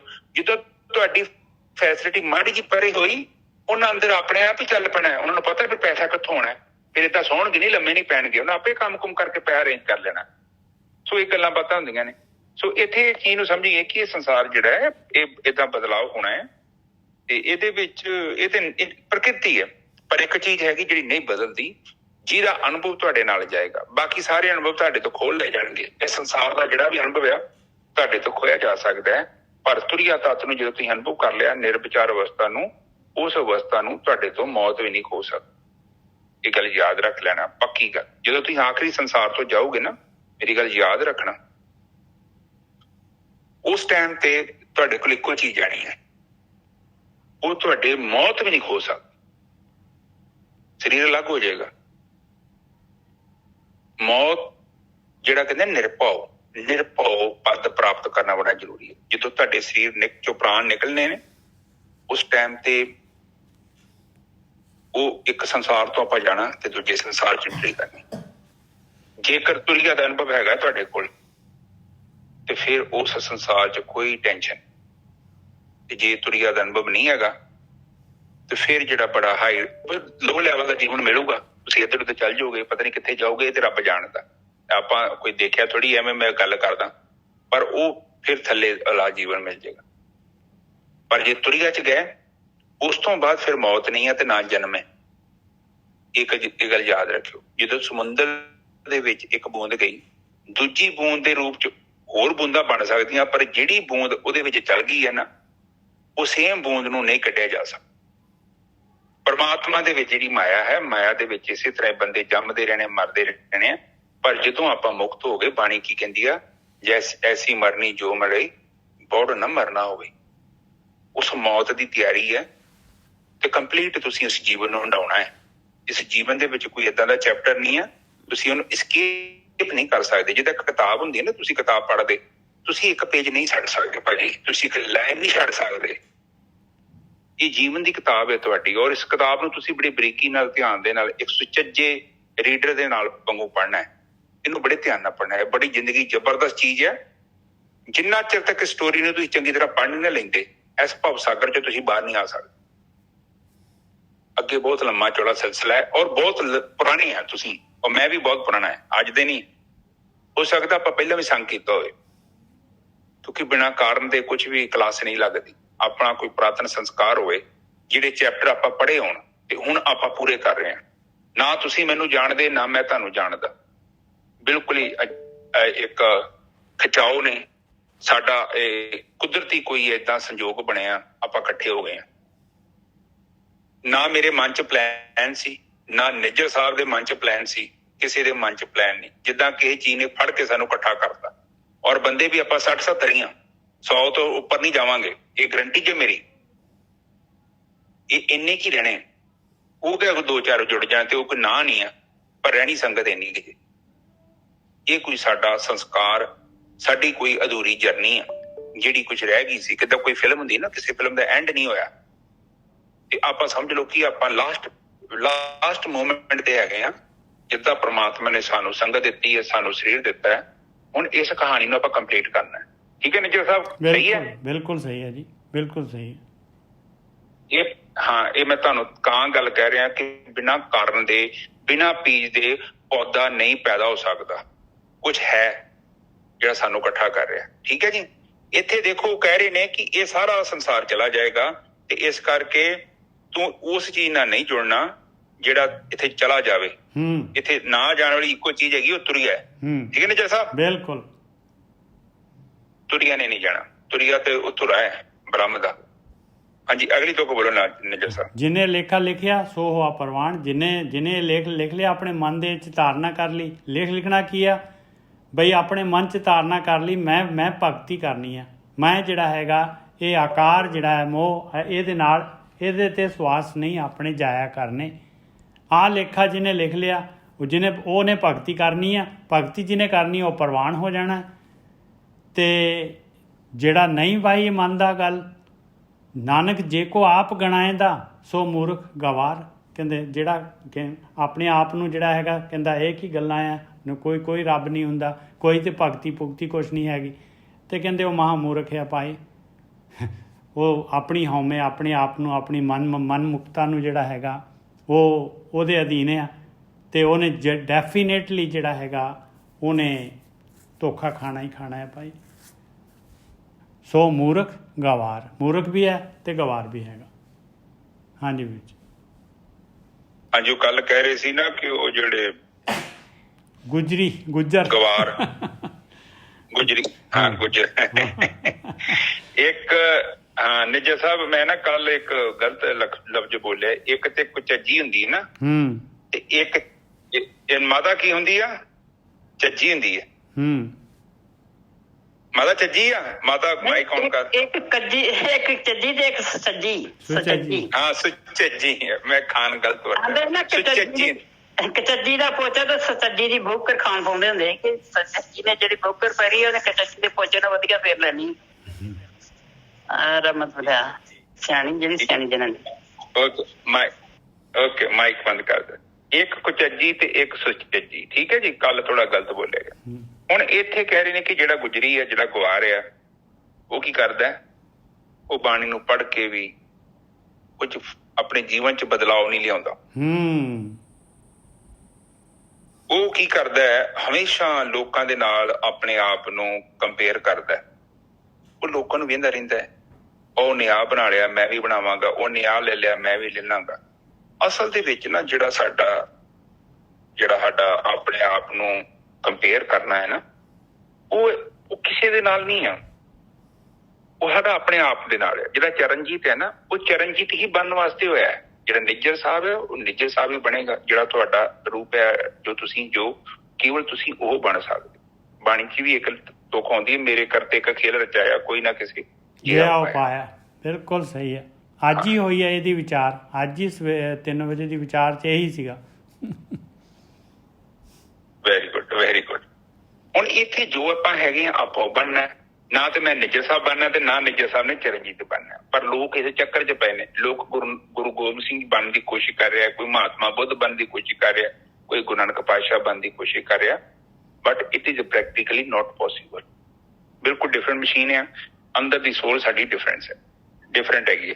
ਫਿਰ ਉਹ ਕਹਿੰਦੇ ਨੇ ਕਿ ਜਿਹੜਾ ਆਪਣੇ ਆਪ ਨੂੰ ਜਾਣ ਕੇ ਵੀ ਇਹ ਫੈਸਲਾ ਨਹੀਂ ਕਰਦਾ ਕਿ ਮੈਂ ਕੱਲ ਜੋ ਸਾਂ, ਜੋ ਮੈਂ ਪਰਸੋਂ ਸਾਂ, ਉਹ ਅੱਜ ਮੈਂ ਨਹੀਂ ਹਾਂ, ਮੈਂ ਬਦਲ ਰਿਹਾ।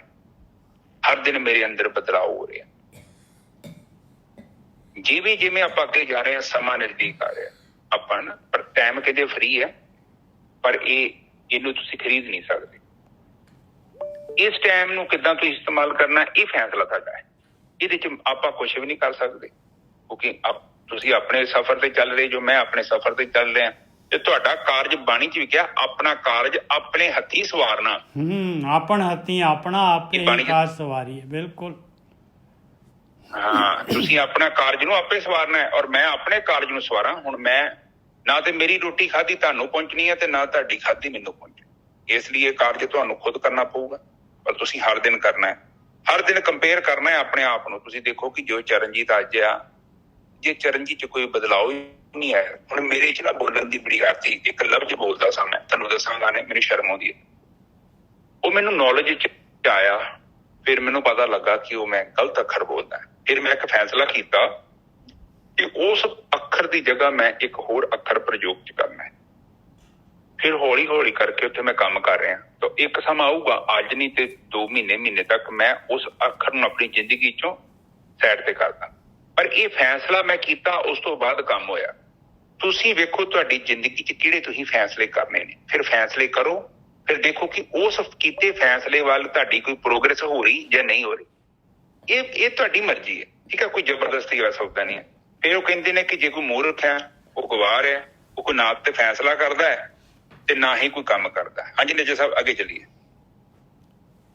ਮਹੱਲਾ ਤੀਜਾ, ਇਹਦੇ ਵਾਸਤੇ ਕਿ ਜੇ ਹੁਣ ਬੰਦਾ ਜਿਹੜਾ ਹੈਗਾ ਲੋ ਲੈਵਲ ਦਾ ਬੰਦਾ ਹੈਗਾ, ਉਹਦੀ ਸੋਚ ਨਹੀਂ ਹੈਗੀ ਇੰਨੀ ਅੱਛੀ, ਤੇ ਨਾ ਹੀ ਉਹਨੂੰ ਗਿਆਨ ਹੈਗਾ, ਤੇ ਕਹਿੰਦੇ ਆਹ ਤੀਸਰੀ ਪਾਤਸ਼ਾਹ ਹੈ, ਕਹਿੰਦੇ ਕੋਈ ਪ੍ਰੋਬਲਮ ਨਹੀਂ ਹੈਗੀ, ਆ ਲਓ। ਮਨ ਕੁੰਚਰ, ਕਹਿੰਦੇ ਮਨ ਜਿਹੜਾ ਹੈਗਾ ਹਾਥੀ ਹੈਗਾ, ਕੁੰਚਰ ਹਾਥੀ ਹੈਗਾ, ਔਰ ਹਾਥੀ ਜਿਹੜਾ ਹੈਗਾ ਮਸਤ ਹੁੰਦਾ, ਉਹ ਨਹੀਂ ਡਰਦਾ ਕਿਸੇ ਕੋਲੋਂ, ਔਰ ਉਹਨੇ ਆਪਣੀ ਮਨ ਮਰਜ਼ੀ ਦੇ ਨਾਲ ਚੱਲਦਾ ਹੈ, ਮਨ ਮਰਜ਼ੀ ਦੇ ਨਾਲ ਸਾਰਾ ਮੂਵਮੈਂਟ ਆ। ਕਹਿੰਦੇ ਇਹ ਮਨ ਤੇਰਾ ਹਾਥੀ ਆ, ਇਹਨੇ ਆਪਣੀ ਮਰਜ਼ੀ ਕਰਨੀ ਆ। ਤੇ ਜੇ ਤੂੰ ਇਹਨੂੰ ਹਾਥੀ ਨੂੰ ਜਿਹੜਾ ਹੈਗਾ ਇਸ ਹਾਥੀ ਨੂੰ ਸਹੀ ਤਰੀਕੇ ਨਾਲ ਚਲਾਉਣਾ ਚਾਹੁੰਦਾ ਆ, ਪੀਲਕ ਗੁਰੂ, ਤੇ ਗੁਰੂ ਜਿਹੜਾ ਹੈਗਾ ਮਹਾਵਤ ਜਿਹੜਾ ਹੈਗਾ ਉਹਨੂੰ ਇਹਦੇ ਉੱਤੇ ਬਿਠਾਉਣਾ ਪੈਣਾ ਹੈ ਭਾਈ। ਗੁਰੂ ਮਹਾਵਤ ਆ ਬ੍ਰਹਮ ਗਿਆਨ ਹੈਗਾ ਆਪਣਾ ਗੁਰੂ। ਇਹ ਬ੍ਰਹਮ ਗਿਆਨ ਦੇ ਅਨੁਸਾਰ ਜੀਵਨ ਦੇ ਵਿੱਚ ਚੇਂਜ ਲਿਆਉਣੇ ਪੈਣੇ। ਪੀਲਕ ਕਹਿੰਦੇ ਆ ਮਹਾਵਤ। ਗਿਆਨ ਕੁੰਡਾ, ਜੋ ਗੁਰੂ ਗਿਆਨ ਦੇ ਰਿਹਾ ਉਹ ਕੰਮ ਕਰਾਂਗੇ ਤੇ ਉਹ ਕੁੰਡਾ ਆ ਭਾਈ, ਤਾਂ ਇਹ ਹਾਥੀ ਮੁੜੂਗਾ। ਜਹ ਖਿੰਚੇ ਤਹ ਜਾਏ, ਫਿਰ ਜਿੱਧਰ ਨੂੰ ਖਿੱਚਾਂਗੇ ਕੁੰਡਾ, ਜਿੱਧਰ ਖਿੱਚੇਗਾ ਹਾਥੀ ਉਸੇ ਪਾਸੇ ਨੂੰ ਚੱਲੂਗਾ। ਜੋ ਗੁਰੂ ਕਹਿ ਰਿਹਾ, ਜੋ ਬ੍ਰਹਮ ਗਿਆਨ ਕਹਿ ਰਿਹਾ, ਜੋ ਇਹ ਗਿਆਨ ਕਹਿ ਰਿਹਾ, ਜੋ ਗੁਰੂ ਦੀ ਮੱਤ ਕਹਿ ਰਹੀ ਹੈ, ਆਪਣਾ ਜੀਵਨ ਉਸ ਟਾਈਪ ਦਾ ਬਣਨਾ ਸ਼ੁਰੂ ਹੋ ਜਾਏਗਾ। ਆਪਣੇ ਅਵਗੁਣ ਘਟਣੇ ਸ਼ੁਰੂ ਹੋ ਜਾਣਗੇ, ਗੁਣ ਪ੍ਰਗਟ ਹੋਣ ਲੱਗ ਪੈਣਗੇ, ਮੈਲ ਮਨ ਦੀ ਉਤਰਨ ਲੱਗ ਜਾਏਗੀ। ਤੇ ਜੇ ਨਹੀਂ ਇਸ ਤਰ੍ਹਾਂ ਕਰਾਂਗੇ, ਆ ਮਨੁੱਖੀ ਸਰੀਰ, ਮਨੁੱਖੀ ਜੂਨ ਮਿਲੀ ਹੈ, ਇਸ ਕੰਮ ਵਾਸਤੇ ਮਿਲੀ ਹੈ। ਜੇ ਕੁਛ ਵੀ ਗਿਆਨ ਨਹੀਂ ਹੈਗਾ ਤੇ ਆ ਪਾਏ ਇਹ ਹਾਥੀ ਨੂੰ ਮਹਾਵਤ, ਗੁਰੂ ਦਾ ਗਿਆਨ ਦਾ ਮਹਾਵਤ, ਗੁਰੂ ਦੇ ਗਿਆਨ ਨੂੰ ਮਹਾਵਤ ਕਰੋ। ਗਿਆਨ ਕੁੰਡਾ ਜਹ ਖਿੰਚੇ ਤਹ ਜਾਏ, ਨਾਨਕ ਹਸਤੀ ਕੁੰਡੇ ਬਾਹਰਾ, ਫਿਰ ਉੱਜੜ ਪਾਏ। ਤੇ ਜੇ ਇਹਨੂੰ ਕੁੰਡੇ 'ਚ ਨਹੀਂ ਰੱਖਿਆ, ਜੇ ਗਿਆਨ ਨਹੀਂ ਦਿੱਤਾ, ਜੇ ਗੁਰੂ ਦੀ ਮੱਤ ਨਹੀਂ ਦਿੱਤੀ, ਤੇ ਪੇਰ ਭਾਈ ਹਾਥੀ ਜਿਹੜਾ ਹੈਗਾ ਉਹਨੇ ਆਪਣੀ ਮਨ ਦੀ ਮਰਜ਼ੀ ਕਰਨੀ ਹੈ ਭਾਈ। ਉਹਨੇ ਜਿਹੜਾ ਹੈਗਾ ਆਪਣਾ ਜੀਵਨ, ਮਨੁੱਖੀ ਜੂਨ ਜਿਹੜੀ ਹੈਗੀ, ਇਹਨੂੰ ਗਵਾ ਦੇਣਾ ਹੈ। ਇਹਦੇ ਆਪਣੇ ਪੱਲੇ ਕੁਛ ਵੀ ਨਹੀਂ ਹੋਣਾ। ਆਪਾਂ ਆਪਣੀ ਦੇਖ ਲਈਏ, ਆਪਣੀ ਜੀਵਨ ਜਿਹੜੀ ਹੈ ਇਹ ਇਸ ਜਿਹੜੇ ਹੈਗੇ ਧਿਆਨ ਸਿਮਰਨ ਤੋਂ ਪਹਿਲਾਂ ਦਾ ਜੀਵਨ, ਉਹਦਾ ਕੋਈ ਇੱਕ ਅੱਧੀ ਕੌਡੀ ਦਾ ਵੀ ਮੁੱਲ ਹੈਗਾ ਤੇ ਮੈਨੂੰ ਦੱਸ ਦਿਓ ਭਾਈ। ਕੋਈ ਮੁੱਲ ਨਹੀਂ ਆਪਣੇ ਪੁਰਾਣੇ ਜੀਵਨ ਦਾ। ਬਸ ਜੇ ਨਹੀਂ ਗਿਆਨ ਲਿਆ ਤੇ ਹਾਥੀ ਨੇ ਤਾਂ ਪਾਏ ਉਹ ਜਿਹੜੇ ਪੈਣਾ ਹੀ ਆ, ਇਹ ਗਿਆਨ ਦਾ ਕੁੰਡਾ ਨਹੀਂ ਹੋਏਗਾ ਤੇ। ਹਾਂਜੀ ਵੀਰ ਜੀ। ਹਾਂਜੀ ਸਾਧ ਸੰਗਤ ਜੀ, ਇੱਕ ਵਾਰੀ ਆਪਣੇ ਪੁਰਾਣੇ ਜੀਵਨ ਤੇ ਨਜ਼ਰ ਮਾਰੋ। ਤੁਹਾਡਾ ਜਿਹੜਾ ਬੀਤਿਆ ਜੀਵਨ ਹੈ ਪਾਣੀ ਤੇ ਖਿੱਚੀ ਲਕੀਰ ਵਾਂਗੂ ਹੈ। ਹਾਂ, ਜਿਵੇਂ ਜਿਵੇਂ ਖਿੱਚੀ ਜਾਂਦੇ ਪਿੱਛੇ ਸ਼ਾਂਤ ਹੋਈ ਜਾ ਰਹੀ, ਮਿਟਦੀ ਜਾ ਰਹੀ ਨਜ਼ਰ ਸਾਹਿਬ, ਬਿਲਕੁਲ ਮਿਟਦੀ ਜਾ ਰਹੀ ਹੈ। ਕੁਛ ਨਹੀਂ ਹੈਗਾ ਤੁਹਾਡੇ ਕੋਲ। ਤੁਸੀਂ ਕਾਹਦੀ ਆਕੜ ਕਰਦੇ ਜੋ? ਕੁਛ ਵੀ ਨਹੀਂ ਹੈਗਾ। ਨਜ਼ਰ ਮਾਰੋ, ਕੀ ਇੱਕ ਦੋ ਘਰ ਉਹ 2-4 ਕਿੱਲੇ ਪੈਲੀ ਇਕੱਠੀ ਕੀਤੀ, ਉਹੀ ਪਤਾ ਨਹੀਂ ਕੀ ਕਿੰਨੇ ਕੁ ਪਾਪੜੇ ਵੇਲੇ ਤੁਸੀਂ ਹੌਲੀ ਹੌਲੀ ਕਰਕੇ ਉਹ ਤੁਹਾਡੇ ਤੋਂ ਕਿਸੇ ਨੇ ਖੋਹ ਲੈਣੀ। ਕਈਆਂ ਦੇ ਤੇ ਜੀਵਨੇ ਸੈਨ ਕਰਾ ਲੈਂਦੇ ਆ ਤੇ ਕਈਆਂ ਦੇ ਮਰਨ ਤੋਂ ਬਾਅਦ ਮੈਂ ਵੇਖੀ ਲੋਕੀ ਅੰਗੂਠੇ ਲਵਾ ਲਏ ਜਿਹੜੇ ਬਹੁਤੇ ਹਟਦੇ। ਸੋ ਇਹ ਚੀਜ਼ ਹੈ, ਇਹ ਭਵਸਾਗਰ ਹੈ। ਇਸ ਕਰਕੇ ਇਹ ਉਹ ਕੰਮ ਕਰੋ ਜਿਹਦੇ ਨਾਲ ਸਾਨੂੰ ਕੋਈ ਪ੍ਰੋਬਲਮ ਨਾ ਆਵੇ। ਠੀਕ ਹੈ। ਹੁਣ ਇੱਥੇ ਜਿਹੜੀ ਹਾਥੀ ਦੀ ਗੱਲ ਕਰਦੇ ਆ, ਉਹ ਗੱਲ ਕਰਦੇ ਆ ਇੱਕ ਜਿਹੜਾ ਜੰਗਲੀ ਹਾਥੀ ਹੁੰਦਾ ਨਾ, ਦੇਖੋ ਜੰਗਲੀ ਹਾਥੀ ਕੀ ਕਰਦਾ ਹੈ, ਉਹਨੂੰ ਕੰਟਰੋਲ ਕਰਨਾ ਬੜਾ ਔਖਾ ਹੈ। ਜੰਗਲੀ ਘੋੜਾ ਵੀ ਕਿਸੇ ਕੰਮ ਦਾ ਨਹੀਂ, ਕਿਉਂਕਿ ਉਹ ਟ੍ਰੇਨਿੰਗ ਨਹੀਂ ਹੋਈ, ਉਹਦੀ ਬੇਸਿਕ ਟ੍ਰੇਨਿੰਗ ਕੀਤੀ। ਜਿੱਦਾਂ ਛੋਟੇ ਬੱਚਾ, ਤੁਹਾਡਾ ਬੱਚਾ, ਤੁਸੀਂ 20-22 ਸਾਲ ਉਹਨੂੰ ਕੋਈ ਕੰਮ ਕੁਮ ਨਹੀਂ ਕਿਹਾ, ਉਹਨੇ ਖਾਧਾ ਪੀਤਾ, ਜਿੱਦਾਂ ਜੀ ਕੀਤਾ ਸੁੱਤਾ, ਜਿੱਦਾਂ ਜੀ ਕੀਤਾ ਗੇਮਾਂ ਗੁਮਾਂ ਖੇਡ ਛੱਡੀਆਂ, ਅਵਾਰਾਗਰਦੀ ਕਰ ਛੱਡੀ। ਹੁਣ 20-22 ਸਾਲ ਦੇ ਬੱਚੇ ਨੂੰ ਤੁਸੀਂ ਇਹਨੂੰ ਕਹੋ ਕਿ ਪੁੱਤ ਜਾ ਬਈ, ਪੁੱਤ ਜਾ ਆਟਾ ਲੈ ਆ, ਜਾ ਪੁੱਤ ਦੁੱਧ ਲੈ ਆ, ਉਹ ਕਹਿੰਦਾ ਕਿਹੜਾ ਦੁੱਧ? ਉਹਨਾਂ ਕੋ ਪੁੱਤ ਆਪਾਂ ਪੀਂਦੇ ਆ, ਮੈਨੂੰ ਤਾਂ ਪਤਾ ਵੀ ਨਹੀਂ ਦੁੱਧ ਬਾਹਰੋਂ ਲਿਆਈਦਾ, ਉਹ ਤਾਂ ਸੁੱਤਾ ਫਿਰਦਾ। ਇਸੇ ਤਰ੍ਹਾਂ ਜਦੋਂ ਬੱਚੇ ਨੂੰ ਆਪਾਂ ਲਾਡਾਂ ਦੇ ਵਿੱਚ ਕਰਕੇ ਆਪਣੇ ਬੱਚੇ ਦੀ ਬੇਸਿਕ ਜਿਹੜੀ ਟ੍ਰੇਨਿੰਗ ਨਹੀਂ ਕਰਦੇ, ਮੈਂ ਐਸੀਆਂ ਮਾਵਾਂ ਵੀ ਵੇਖੀਆਂ, ਮੇਰੇ ਸੰਪਰਕ 'ਚ ਵੀ ਹੈਗੀਆਂ ਨੇ, ਜਿਨ੍ਹਾਂ ਨੇ ਆਪਣੀਆਂ ਧੀਆਂ ਨੂੰ ਇੱਥੋਂ ਤੱਕ ਬੇਸਿਕ ਟ੍ਰੇਨਿੰਗ ਨਹੀਂ ਦਿੱਤੀ ਕਿ ਰੋਟੀ ਬਣਾਉਣ ਦੀ ਵੀ ਇਹਨਾਂ ਨੂੰ ਚੱਜ ਦੱਸਿਆ।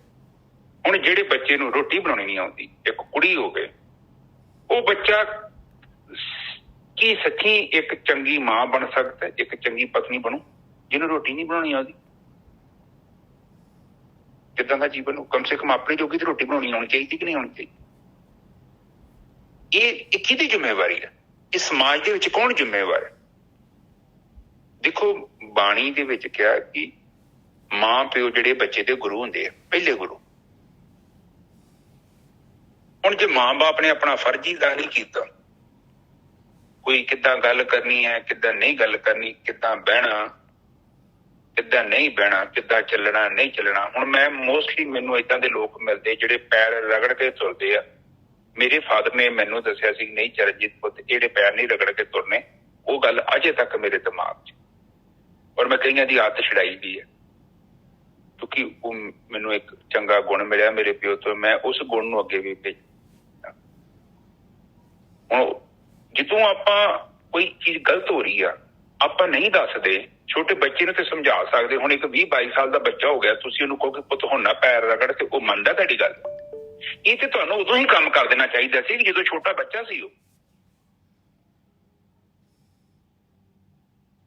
ਹੁਣ ਆਪ ਜੀ ਦੱਸਿਆ ਸਾਡੇ ਕੋਲ ਗੈਸਟ ਆਏ, ਬਾਹਰੋਂ ਆਏ, ਚੰਗੇ ਬੜੇ ਗੈਸਟ ਆ, ਵੱਡੇ ਬੱਚੇ ਨੇ, ਕਿਹੜੇ ਕਿਹੜੇ ਬੱਚਿਆਂ ਨੂੰ 12-12 ਸਾਲ ਦੇ ਬੱਚੇ ਨੂੰ ਡਾਇਪਰ ਲਾਏ ਨੇ। ਅਕਲ ਨਹੀਂ ਦਿੱਤੀ ਕਿ ਪੁੱਤ ਪੋਟੀ ਕਰਨੀ ਹੈ। ਇੱਥੋਂ ਤੱਕ ਕਿ ਐਡੇ ਸਿਆਣੇ ਲੋਕ ਹੈਗੇ, ਲੋਕਾਂ ਜਾਨਵਰਾਂ ਨੂੰ ਅਕਲ ਦੇਤੀ, ਕੁੱਤਿਆਂ ਬਿੱਲੀਆਂ ਨੂੰ ਪਤਾ ਕਿ ਪੋਟੀ ਕਿੱਥੇ ਕਰਨੀ ਹੈ। ਇੱਕ 12 ਸਾਲ ਦੇ ਬੱਚੇ ਨੂੰ ਅਜੇ ਤੱਕ ਰੋਟੀ ਨਾ ਖਾਣੀ ਆਉਂਦੀ, ਮਾਂ ਰੋਟੀ ਚਮਚੇ ਨਾਲ ਖਵਾਉਂਦੀ ਹੈ ਕਿ ਪੁੱਤ ਤੂੰ ਰੋਟੀ ਖਾ, ਤੈਨੂੰ ਖਾਣੀ ਨਹੀਂ ਆਉਂਦੀ, ਮੈਂ ਤੈਨੂੰ ਚੰਗੇ ਤਰੀਕੇ ਨਾਲ ਖਵਾਉਣਾ ਸਿਖਾਉਂਦੀ ਹਾਂ। ਕਿ ਆਪ ਜਸਟ ਸੋਚੋ ਕਿ ਬੱਚਾ ਕੀ ਕਰੂਗਾ। ਉਹ ਯਾਰ 2-4 ਵਾਰੀ ਧੜੀਆਂ ਚਾਦਰਾਂ ਚੁਦਰਾਂ ਗੰਦੀਆਂ ਕਰੂਗਾ, ਥੋੜਾ ਸਮਾਨ ਸਮੂਨ ਖਲਾਰਾ ਪਾਊਗਾ, ਪਰ ਉਹਨੂੰ ਕਰਨ ਦਿਓ ਯਾਰ ਕੰਮ। ਐਡੇ ਵੱਡੇ ਬੱਚਿਆਂ ਨੂੰ ਤੁਸੀਂ ਰੋਟੀਆਂ ਖਵਾਉਂਦੇ ਹੋ। ਮੈਂ ਬਹੁਤ ਬੁਰਾ ਸਮਝਦਾ ਇਹ ਚੀਜ਼ ਨੂੰ, ਔਰ ਉਹ ਜਦੋਂ ਸਾਡੇ ਘਰ 'ਚ ਰਹੇ ਮੈਂ ਫੀਲ ਕੀਤਾ, ਮੈਂ ਇਟ ਇਜ਼ ਵੈਰੀ ਬੈਡ। ਤੁਸੀਂ ਉਹ ਬੱਚੇ, ਖਾਸ ਕਰਕੇ ਇਹ ਉਹਨਾਂ ਬੱਚਿਆਂ ਦੀ ਪ੍ਰੋਬਲਮ ਨੇ ਜਿਹੜੇ ਇੰਡੀਆ ਤੋਂ ਬਾਹਰ ਰਹਿ ਰਹੇ ਨੇ। ਬੱਚਿਆਂ ਦੀ ਬੈਕਬੋਨ ਨਹੀਂ ਹੈਗੀ। ਬੱਚਿਆਂ ਨੂੰ ਇੰਨਾ ਜ਼ਿਆਦਾ ਕੰਫਰਟ ਕਰਤਾ, ਇੰਨਾ ਜ਼ਿਆਦਾ ਸੁੱਖ ਦੇਤਾ। ਉਹ ਬੱਚਾ ਨੂੰ ਤੁਸੀਂ ਬਾਜ਼ਾਰ ਜਾਓ, ਉਹਨੂੰ ਦੁੱਧ ਲੈ ਕੇ, ਉਹਨੂੰ ਇਹ ਨਹੀਂ ਪਤਾ ਕਿ ਬਾਕੀ ਕਿੰਨੇ ਪੈਸੇ ਵਾਪਸ ਮਿਲਣੇ ਨੇ। ਸਾਹਿਬ ਉਹਨੇ 100 ਹੀ ਦੇ ਕੇ ਆਏ ਨਾ, ਉਹਨੂੰ ਪਤਾ ਹੀ ਨਹੀਂ ਆਟੇ ਚੌਲ ਦਾ ਕੀ ਪਾ। ਪਲੀਜ਼ ਇਹਨਾਂ ਬੱਚਿਆਂ ਨੂੰ ਸਿੱਖਿਆ ਦਿਓ, ਇਹਨਾਂ ਨੂੰ ਦੱਸੋ ਕਿ ਪੁੱਤ ਬਾਜ਼ਾਰ ਜਾ ਕੇ ਦੇਖ ਪੈਨਸਲ ਕਿੰਨੇ ਦੀ ਆਉਂਦੀ, ਉਹਨੂੰ ਪੁੱਤ ਜਾ ਪੈਨਸਲ ਖਰੀਦ ਕੇ ਲਿਆ, ਉਹਨੂੰ ਪਤਾ ਤਾਂ ਲੱਗੇ ਪੈਨਸਲ ਦੀ ਕੀਮਤ ਕੀ ਹੈ। ਛੋਟੇ ਛੋਟੇ ਕੰਮ, ਕਮ ਸੇ ਕਮ ਜਿਹੜੇ ਉਹ ਚੀਜ਼ਾਂ ਕੰਜ਼ਿਊਮ ਕਰਦਾ ਹੈ, ਪਲੀਜ਼ ਉਹਨੂੰ ਪਰਚੇਜ ਕਰਨ ਦਿਓ। ਉਹ ਸ਼ਰਟ ਪਾਵੇ, ਉਹ ਜੁੱਤੀ ਪਾਵੇ, ਉਹਨੂੰ ਕਹੇ ਪੁੱਤ ਤੂੰ ਪਰਚੇਜ ਕਰ, ਪਲੱਸ ਇਹਦੇ ਪੈਸੇ ਤੂੰ ਦੇ, ਇਹ ਲੈ ਮੇਰੇ ਤੋਂ ਕੈਸ਼ ਲੈ। ਇਹ ਜ਼ਿੰਦਗੀ 'ਚ ਬਹੁਤ ਇੰਪੋਰਟੈਂਟ ਹੈ। ਔਰ ਕਈ ਲੋਕ ਦੱਸਦੇ ਹੀ ਨਹੀਂ, ਉਹ ਫਿਰ ਬੱਚੇ ਉਦਾਂ ਹੀ ਗਰੋ ਕਰ ਜਾਂਦੇ। ਉਹ ਬੱਚਾ ਵੱਡਾ ਜਦੋਂ ਹੋ ਗਿਆ ਨਾ ਗਲਤ ਸੰਸਕਾਰਾਂ ਦੇ ਨਾਲ, ਉਹਦੇ ਨਾਲ ਜਿਹੜੀ ਵੀ ਔਰਤ ਰਹੂਗੀ ਨਾ ਉਹ ਦੁਖੀ ਰਹੂਗੀ, ਉਹਦੇ ਨਾਲ ਜਿਹੜਾ ਵੀ ਮਰਦ ਰਹੂਗਾ ਉਹ ਵੀ ਦੁਖੀ ਰਹੂਗਾ, ਕਿਉਂਕਿ ਉਹਦੇ ਅੰਦਰ ਪੁਰਜਾ ਹੀ ਨਹੀਂ ਹੈਗਾ। ਫਿਰ ਉਹਨੂੰ ਪੁਰਜਾ ਨਹੀਂ ਹੈਗਾ ਤੇ ਹੁਣ ਪੁਰਜਾ ਕਿੱਥੋਂ ਪੈਦਾ ਕਰ ਲੋਗੇ ਤੁਸੀਂ? 1 ਘੰਟੇ 'ਚ ਹੋਣਾ। ਇਹ ਤੇ ਮਾਂ ਦਾ ਫਰਜ਼ ਬਣਦਾ ਸੀ, ਇਹ ਤੇ ਪਿਓ ਦਾ ਫਰਜ਼ ਬਣਦਾ ਸੀ। ਜਦੋਂ ਬੱਚਾ ਵੱਡਾ ਹੋ ਰਿਹਾ ਉਹਨੂੰ ਗਿਆਨ ਦਿਓ। ਆ ਬਾਣੀ ਵੀ ਤੇ ਸਾਨੂੰ ਕੀ ਦੇ ਰਹੀ ਹੈ? ਇਹ ਬਾਣੀ ਤੇ ਸਾਨੂੰ ਹੁਣ ਸਮਝਾ ਰਹੀ ਹੈ ਕਿ ਤੁਸੀਂ ਵੀ ਆਪਣੇ ਆਪ ਨੂੰ ਗਰੋ ਕਰੋ, ਕਮ ਸੇ ਕਮ ਥੋੜਾ ਬਹੁਤਾ। ਇਹ ਹੋਰ ਬਾਣੀ ਤੇ ਕੁਛ ਵੀ ਨਹੀਂ ਕਹਿੰਦੀ ਹੈ, ਸਾਰੀ ਗੱਲ ਤੁਹਾਡੇ ਆਚਾਰਾਂ ਤੇ ਰੁਕਦੀ ਪਈ ਹੈ। ਆ ਜਿਹੜੀ ਟ੍ਰੇਨਿੰਗ ਆਪਣੀ ਆਪਾਂ ਕਰਨੇ ਆ, ਇਹ ਬਾਣੀ ਤਾਂ ਆਪਾਂ ਕਿੰਨੀ ਵਾਰੀ ਪੜ੍ਹੀ ਆ ਤੇ ਇਹ ਇੰਪਲੀਮੈਂਟ ਨਹੀਂ ਕਰ ਸਕੇ। ਹੁਣ ਆਪਾਂ ਪੜ੍ਹ ਰਹੇ ਹਾਂ, ਹੁਣ ਉਹਨੂੰ ਇੰਪਲੀਮੈਂਟ ਕਰ ਰਹੇ ਹਾਂ ਕਿ ਜਿੱਥੇ ਜਿੱਥੇ ਕਮੀ। ਇਸੇ ਤਰ੍ਹਾਂ ਪਲੀਜ਼ ਇਹ ਚੀਜ਼ਾਂ ਧਿਆਨ ਦਿਆ ਕਰੋ। ਜਿਹੜਾ ਵੀ ਮੇਰੀ ਗੱਲ ਸੁਣਦਾ ਵਾ ਆਪਣੇ ਘਰ ਨਜ਼ਰ ਮਾਰੋ, ਉਹਨਾਂ ਨੂੰ ਪ੍ਰੋਪਰ ਉਹਨਾਂ ਦੀ ਬੇਸਿਕ ਟ੍ਰੇਨਿੰਗ ਕਰੋ। ਕਾਮਨ ਸੈਂਸ ਹੁੰਦੀ ਹੈ, ਛੋਟੀਆਂ ਮੋਟੀਆਂ ਗੱਲਾਂ ਜਿਹੜੀਆਂ ਹੁੰਦੀਆਂ ਉਹ ਨਾ ਵੀ ਸਿਖਾਓ ਤੇ ਬੱਚਾ ਵੇਖ ਕੇ ਵੀ ਸਿੱਖ ਜਾਂਦਾ। ਇੱਥੇ ਜਿਹੜੀ ਗੱਲ ਕਰਦੇ, ਕੁੰਡੇ ਦੀ ਗੱਲ ਕਰਦੇ, ਹਾਥੀ ਨੂੰ ਕੰਟਰੋਲ ਕਰਨਾ ਹੋਵੇ, ਜਿਹੜਾ ਜੰਗਲੀ ਹਾਥੀ ਆ, ਪਹਿਲੀ ਗੱਲ ਤੇ ਔਖਾ ਕੰਮ ਹੈ। ਪਹਿਲੀ ਗੱਲ ਤਾਂ ਕੰਟਰੋਲ ਕਰਨ ਵਾਲਾ ਚਾਹੀਦਾ ਹੈ, ਮਹਾਵਤ ਚਾਹੀਦਾ। ਕੀ ਕਰਦੇ ਆ ਉਹਨੂੰ, ਜਿਹੜੇ ਉਹ ਸ਼ਿਕਾਰੀ ਫੜਦੇ ਆ ਉਹਨੂੰ ਹਾਂਜੀ ਮਹਾਵਤ ਚਾਹੀਦਾ ਹੈ ਉਹਦੇ ਵਾਸਤੇ, ਜਿਹੜਾ ਕੰਟਰੋਲ ਕਰਨ ਵਾਲਾ ਟ੍ਰੇਨਰ। ਮੈਂ ਕਿਹਾ ਟ੍ਰੇਨਰ ਚਾਹੀਦਾ ਹੈ ਉਹਨੂੰ ਕੰਟਰੋਲ ਕਰਨ ਵਾਲਾ। ਹਾਂ ਹਾਂ, ਪਹਿਲੀ ਗੱਲ ਤੇ ਏਡਾ ਵੱਡਾ ਬੰਦਾ ਚਾਹੀਦਾ, ਉਹ ਪਾਵਰਫੁਲ ਬੰਦਾ ਚਾਹੀਦਾ ਜਿਹਨੇ ਆਪਣਾ ਮਨ ਕੰਟਰੋਲ 'ਚ ਕੀਤਾ। ਬਿਲਕੁਲ। ਫਿਰ ਤੁਹਾਨੂੰ ਦੱਸੇ, ਕਿਉਂਕਿ ਮਨ ਹੈ ਕੋਈ ਇੱਥੇ ਸਕੂਟਰੀ ਦੀ ਰੇਸ ਥੋੜੀ ਹੈ ਤੇ ਬੰਦੇ ਨੂੰ ਗਿਆਨ ਚਾਹੀਦਾ ਹੈ, ਤੇ ਪੱਲੇ ਚਾਹੀਦਾ ਕੁਝ, ਕਿਉਂਕਿ ਮਨ ਨੂੰ ਕੰਟਰੋਲ ਕਰਨਾ। ਹੁਣ ਜਿਹਦੇ ਆਪਣਾ ਮਨ ਕੰਟਰੋਲ 'ਚ ਨਹੀਂ, ਉਹ ਤੁਹਾਨੂੰ ਕਿੱਥੋਂ ਰਾਹ ਦੇ ਦੂਗਾ? ਉਹਦੀ ਮੁਸ਼ਕਿਲ ਹੋ ਜਾਏਗੀ। ਉਹਦੇ ਬੰਬ ਨੇ ਬਣਾਇਆ ਨਹੀਂ, ਤੁਹਾਨੂੰ ਕਹਿੰਦਾ ਜਾਓ ਜਾ ਕੇ ਬੰਬ ਬਣਾਓ, ਤੁਹਾਨੂੰ ਤੇ ਕੰਬੀਨੇਸ਼ਨ ਦਾ ਨਹੀਂ ਪਤਾ, ਫਿਰ ਕਿੱਦਾਂ ਬੰਬ ਬਣੂਗਾ? ਉਹ ਗੱਲ ਨਹੀਂ ਬਣੇਗੀ। ਸੋ ਇੱਥੇ ਉਹ ਕਹਿੰਦੇ ਨੇ ਕਿ ਗਿਆਨ ਲੈਣਾ। ਗਿਆਨ ਆਪਾਂ ਕਿੱਥੋਂ ਲੈਣਾ? ਗੁਰੂਆਂ ਤੋਂ ਲੈਣਾ। ਗੁਰੂ ਤੇ ਕਹਿੰਦੇ ਆ ਕਿ ਬਈ ਮਨ ਤੇਰਾ ਕੰਟਰੋਲ 'ਚ ਨਹੀਂ ਆ, ਪਰ ਇੱਕ ਕੰਮ ਕਰ, ਮਨ ਦੇ ਉੱਤੇ ਚੈੱਕ ਪੁਆਇੰਟ ਲਾ ਕਿ ਮਨ ਜੇ ਕੋਈ ਚੀਜ਼ ਡਿਮਾਂਡ ਕਰ ਰਿਹਾ, ਦੇਖ ਇਹ ਡਿਮਾਂਡ ਉਹਦੀ ਸਹੀ ਆ, ਇਹਦੇ ਫਾਲਤੂ ਦੀ ਚੀਜ਼ ਤੇ ਨਹੀਂ ਮੰਗ ਰਿਹਾ ਤੇਰੇ ਤੋਂ।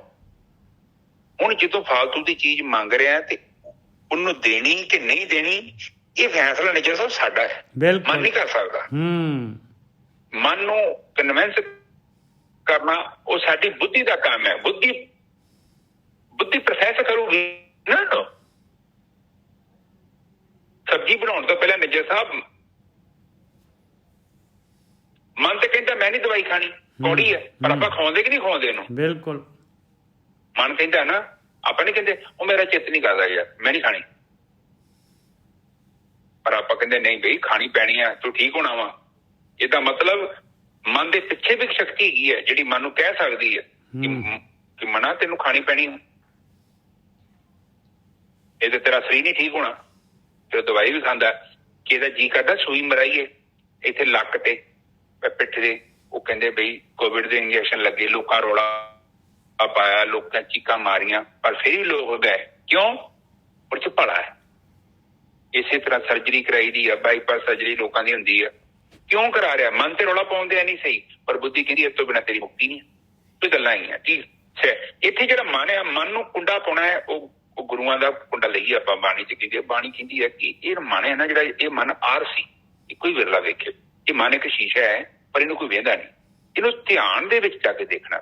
ਧਿਆਨ ਸਿਮਰਨ ਦਾ ਮਤਲਬ ਇਹੋ ਹੀ ਹੈ ਕਿ ਆਪਣੇ ਅੰਦਰ ਚੱਲਣ ਵਾਲਾ ਜਿਹੜੇ ਕੀੜੇ ਮਕੌੜੇ ਵਿਚਾਰਾਂ ਦੇ ਹੈਗੇ ਨੇ, ਉਹਨੂੰ ਦੇਖਣਾ ਹੈ। ਡਿਸਪਲੇ ਦੇ ਵਿੱਚ ਦੇਖੋ ਦੋ ਚੀਜ਼ਾਂ ਹੈਗੀਆਂ, ਇੱਕ ਦ੍ਰਿਸ਼ਟੀ, ਇੱਕ ਦ੍ਰਿਸ਼ਟਾ ਤੇ ਇੱਕ ਦ੍ਰਿਸ਼। ਸਾਹਮਣੇ ਚੀਜ਼ ਹੋ ਰਹੀ ਹੈ, ਉਹਨੂੰ ਮੈਂ ਦੇਖ ਰਿਹਾ, ਤੇ ਵੇਖਣ ਵਾਸਤੇ ਵਿੱਚ ਜਿਹੜੀ ਆਬਜੈਕਟ ਤੇ ਸਬਜੈਕਟ ਦੇ ਵਿੱਚ ਇੱਕ ਚੀਜ਼ ਹੈਗੀ, ਉਹ ਦ੍ਰਿਸ਼ਟੀ ਹੈ।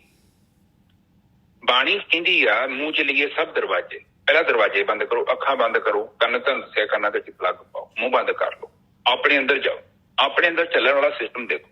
ਤੁਸੀਂ 2-4 ਦਿਨ ਦੇਖਿਆ ਨਾ, ਸ਼ੁਰੂ ਚ ਏਦਾਂ ਹੋਣਾ ਕਿ ਜਿਹੜੀ ਟ੍ਰੇਨ ਹੈ ਨਾ, ਮੈਟਰੋ ਟ੍ਰੇਨ ਵਾਲਾ ਸਿਸਟਮ ਹੈ, ਡੱਬੇ ਨਾਲ ਡੱਬਾ ਜੁੜਿਆ। ਆਪ ਥੋੜਾ ਦਿਨ ਧਿਆਨ ਕੀਤਾ, ਥੋੜਾ ਦਿਨ ਭਗਤੀ ਕੀਤੀ, ਪਰਮਾਤਮਾ ਦੇ ਚਰਨਾਂ 'ਚ ਇੱਕ ਵਾਰੀ ਅਰਦਾਸ ਕੀਤੀ ਕਿ ਮਿਹਰ ਕਰ ਮੇਰੇ ਪਿਤਾ, ਫਿਰ ਵਾਹਿਗੁਰੂ ਦਾ ਜਾਪ ਦਿੱਤਾ, ਉਹਨੂੰ ਚਾਲੂ ਕਰ। ਫਿਰ ਹੌਲੀ ਹੌਲੀ ਤੁਹਾਨੂੰ ਪਤਾ ਲੱਗੇਗਾ ਕਿ 2 ਡੱਬਿਆਂ ਦੇ ਵਿੱਚ ਥੋੜਾ ਗੈਪ ਹੈਗਾ। ਜਿੱਦਾਂ ਆਮ ਦੇਸੀ ਟ੍ਰੇਨਾਂ ਹੁੰਦੀਆਂ ਨਾ ਇੰਡੀਆ ਵਾਲੀਆਂ, ਉਹਨਾਂ ਦੇ ਡੱਬੇ ਵਿੱਚ ਥੋੜੇ ਜਿਹੇ ਵਿੱਚ ਗੈਪ ਹੁੰਦਾ ਮਾਲ ਗੱਡੀ ਦੇ ਵਾਂਗੂ। ਉਹ ਡੱਬਿਆਂ ਦਾ ਜਿਹੜਾ ਗੈਪ ਹੈਗਾ ਤੁਹਾਨੂੰ ਪਤਾ ਲੱਗ ਜਾਏਗਾ। ਫਿਰ ਤੁਹਾਨੂੰ ਪਤਾ ਲੱਗੇਗਾ ਕਿ ਇੱਕ ਵਿਚਾਰ ਦੂਜਾ ਵਿਚਾਰ, ਦੋਨਾਂ ਵਿਚਾਰਾਂ ਦੇ ਵਿੱਚ ਕੁਝ ਜਗ੍ਹਾ ਹੈਗੀ ਹੈ, ਗੈਪ ਹੈਗਾ। ਇਹਦਾ ਮਤਲਬ ਸਾਡੇ ਅੰਦਰ ਕੋਈ ਏਦਾਂ ਦੀ ਅਵਸਥਾ ਵੀ ਹੈਗੀ ਆ ਜਿਹਦੇ ਵਿੱਚ ਨਿਰਵਿਚਾਰ ਅਵਸਥਾ ਬਾਈ ਪ੍ਰੋਡਕਟ ਆ। ਉਹ ਹੈ, ਦੇਖੋ ਜਿਹੜੀ ਚੀਜ਼ ਹੈ ਉਹਨੂੰ ਪ੍ਰਾਪਤ ਕੀਤਾ ਜਾ ਸਕਦਾ। ਕੋਈ ਚੀਜ਼ ਨਹੀਂ ਹੈਗੀ ਤੇ ਉਹਨੂੰ ਕਿੱਥੋਂ ਲਿਆਂਦਾ ਜਾ ਸਕਦਾ, ਪਰ ਚੀਜ਼ ਆਲਰੇਡੀ ਸਾਡੇ ਅੰਦਰ ਹੈ। ਆਪਾਂ ਸਾਰੇ ਬ੍ਰਹਮ ਆ, ਪਰਮਾਤਮਾ ਹੀ ਹਾਂ। ਪਰਮਾਤਮਾ ਤੋਂ ਬਿਨਾਂ ਕੁਝ ਨਹੀਂ ਹੈਗਾ ਸਾਡੇ ਅੰਦਰ। ਲਾਸਟ ਤੇ ਜਦੋਂ ਅਸੀਂ ਪਹੁੰਚ ਜਾਂਦੇ ਆ ਨਾ ਸਾਧਨਾ ਦੇ ਵਿੱਚ, ਤੁਸੀਂ ਲਾਸਟ ਦੇ ਜਦੋਂ ਆਖਰੀ ਤਲ ਤੇ ਪਹੁੰਚ ਕੇ ਜਿੱਦਾਂ ਸਮੁੰਦਰ ਦੇ ਥੱਲੇ ਗਹਿਰੇ ਤਲ 'ਚ ਚੱਲ ਗਏ, ਉੱਥੇ ਸੁੰਨ ਸਮਾਧੀ ਹੈ।